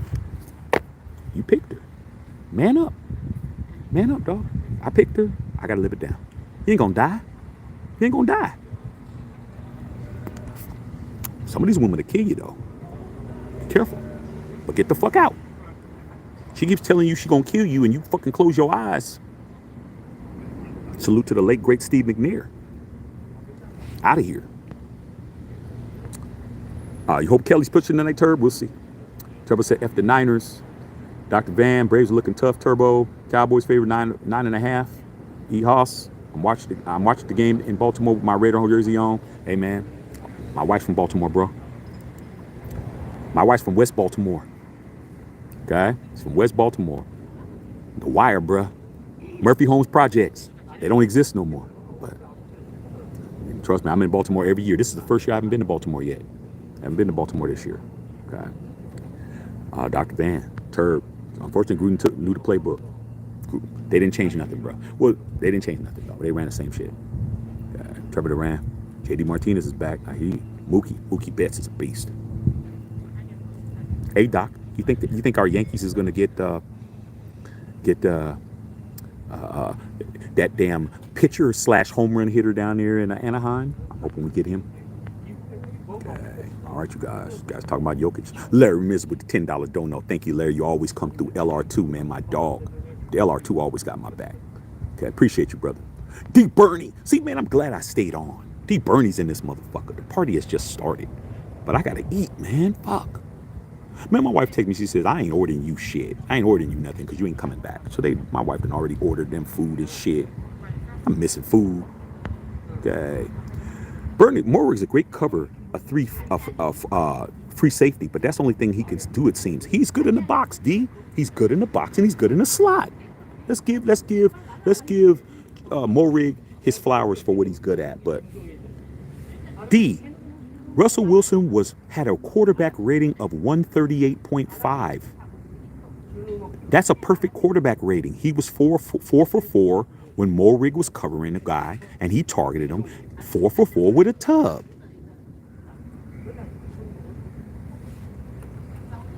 Four for 4 with a tub, y'all.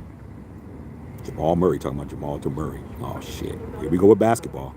Maybe we're going to leave Dr. Van alone with basketball right now, man. Okay. Doc pulling out the fucking brooms and shit. We could broom you off for 3.5 years straight in football.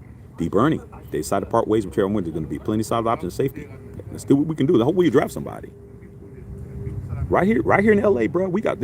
SC got some fucking ballers, bro. Caleb Williams is already his dad. What's his dad's name? Carl Williams. Carl Williams always made it clear he's gonna do an Eli Manning. Archie Manning. You ain't drafting my boy.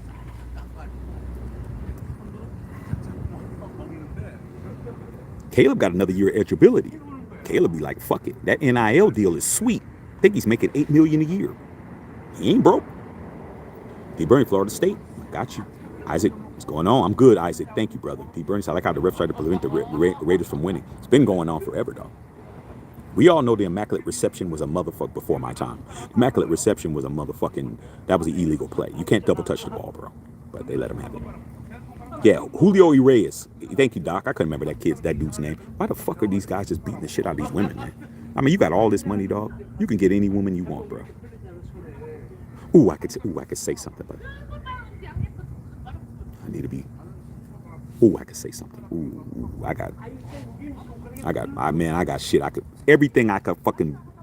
got shit. Situations and shit. I could really say some shit on that. The Brent Dodgers will be fine. Okay, all right. Julio Reyes needs to go. Dude, I don't understand it, man. I done had homies ruin their fucking lives over a female, bro. I mean, ruin shit over a broad, bro. Had a guy that I played basketball with that I grew up with. This motherfucker, good basketball player. Probably could have made pro. He wasn't big. We were the same height, but he was just a scorer. He could just fucking score, you know? This motherfucker had a full ride scholarship to Columbia. Ivy League school. Brother, grew up with him. Columbia, bro. Where he could have went to an Ivy League school and motherfucking just get his education, come out of an Ivy League school, possibly could have got drafted. Senior year, bro. Senior year. This motherfucker was all city, all conference, all of this girl. She came to the school from another school. When this girl walked on campus, bro, I'm still friends with her to this day. When she came to this school, bro, she was so fucking fine. I fucking got a bathroom pass. I said, I gotta go to the bathroom. By the time I got there was like 5 or 6 niggas that fucking did the same shit. We were fucking trying to figure out, who are you here to see? Like, are you gonna go? She was that bad, bro. She didn't fuck with none of us. No No run. None of us. No run at all. She was very nice. No run. No run from nobody. She already knew who she was looking for. And he got with her. She got pregnant senior year. And that was it. Because she came from a 2-parent family and ain't no way in hell your motherfucking ass ain't doing shit but getting a job. His family forced him to get a job. This motherfucker went to JC, tried to play basketball, couldn't do it because he had a baby. And that was it. Wound up having about 3 or 4 more kids. Got divorced. Ain't with her now. No basketball. Over. Justin Rader. Trevor said, I don't expect no man to put hands on a female. Hey, dude. I'm gonna be honest with you. Hella hard sometimes, man, because sometimes they just fucking, it's hard, dude. But you gotta find a way not to do it. You gotta leave. Leaving is your power. Leaving is your fucking power. And back then we didn't have cell phones and all that shit. We didn't have camera phones and shit. You can record her ass now. You put this motherfucker up on her ass like this now. Record her ass. Any of y'all out there, y'all dealing with crazy female, record. You're a bitch. You're fucking recording me. Record. Record. And call. You ain't no punk, bro, because you're going to be the one doing time. Record and call. Go live. That's even better. I'm on live. You see how she's acting? Crying. He hitting me. She could be on the phone. Record. Record. What do you got it for? Record. So when the police come ready to arrest your ass, because that's what they're here to do, they're not listening to nothing you're talking about. You can show them the video. Hey, officer, take a look. Okay. You better record, bro. And leave. Jason Rader, Dr. Van, I don't think Otani's going to go to the Yankees. I need him to go to the Yankees, bro. Trevor said, how's Baltimore, Shaq? Is it ghetto over there? Baltimore is not L.A. Baltimore's a real hood, bro. Downtown, the Inner Harbor, where you got MMT Bank Stadium, and you got the Oriole Park, beautiful down there. Baltimore is not to be played with, bro. You're safer in LA. You're safer in Oakland. You're safer because in Baltimore, they're not playing, bro. They're really not fucking playing there, dog. They're really not playing. You will really get fucking fucked up for real. They're not playing there. I'm telling you guys. Know where you are. Know where you are, bro. Just because you come from a certain hood, you come from a certain block, you come from a fucking set, y'all got certain rags y'all carry. Know where you are, bro. Know where the fuck you're at. There's streets in Baltimore, bro. A street called North Avenue. I gotta drive through North Avenue to go from where we stay at a nice hotel downtown and shit. We staying in Washington Heights. We staying where shit is cracking, it's cool shit. To get to my mother-in-law's house, I gotta go through there. The freeway takes too long. When you're in the what they call the tri-state area and shit. When you're in the DMV, that's what they call it out there. Taking the freeway, it takes longer to get somewhere. It's easier, it's faster to go through town. It's like a good hour faster just to go through town, which means you gotta go through the hood, bro. You lock your fucking doors in the daytime. You don't have your windows rolled down, bro. There's no hood in LA. And respect to all the hoods in LA. There's no hood in LA where you can't have your window down or you can't have your fucking sunroof open and shit. These motherfuckers, in the daytime, you're at a stoplight. These motherfuckers come right to your car and fucking doop, doop, doop. This is a gun on your door, on your window. Doop, doop, doop, doop, doop. Fuck out! I'm killing everybody. And they're taking your shit at the stoplight, broad daylight. No one's going to say nothing. Okay? Because that term you heard called snitches get stitches, we've heard that before. Baltimore made that up. That's their saying. Snitches get stitches came from Baltimore, Maryland, bro. Bodymore, Murderland. You don't fuck around in Baltimore, bro. I don't give a fuck how tough you are. I don't give a fuck how many niggas you got in your car. You're not to be fucking around. When I'm in Baltimore, dog, I'm paying attention. I see anything that looks out of the ordinary. I'm running a stoplight. I'm running the stoplight. I'm not playing, bro. But then again, I got family there. So if I was to get a knock on the door, cook, cook, cook, cook, my in-laws in the car, my wife's cousins and all them people, like, come on now, count. Oh, I didn't know it was y'all and shit. I didn't know it was y'all. Fuck around if you want to. You go to Baltimore, stay downtown. Don't start rummaging. Oh, let's go sightseeing. Everything is downtown in Inner Harbor. Everything's there. You don't need to go nowhere. That's what I'm trying to tell you. Okay. Dr. Ben Ohani staying on the West Coast. I don't want to hear that, Doc. Yoshinobu Yakamoto. Okay. D. Bernie, go ahead and get you some food, bro. Yeah, I got to go eat, man. I got to go eat, man. Okay. All right. Love all y'all, man. I'm going to go ahead and go, you guys. I'm just trying to see if I can shout. Okay, everybody's gone. All right, man. Let me get up out of here, you guys. Once again, my birthday's on Monday. My wife's birthday's on Tuesday. I will be in San Antonio, Texas this weekend at the homies compound, chilling. And I will try to figure out, I got to figure out how I'm going to go live during the game. We watch party, but it isn't going to be at the crib. So love all y'all, man. I'll probably come on later on tonight. We're going to talk some more football. Let's talk Aaron Rodgers. I'll come back on. Maybe we can talk some Aaron Rodgers tonight. Talk some other shit and see what's going on, you guys. All right, man. Love all y'all, man. Matt, check on Phil.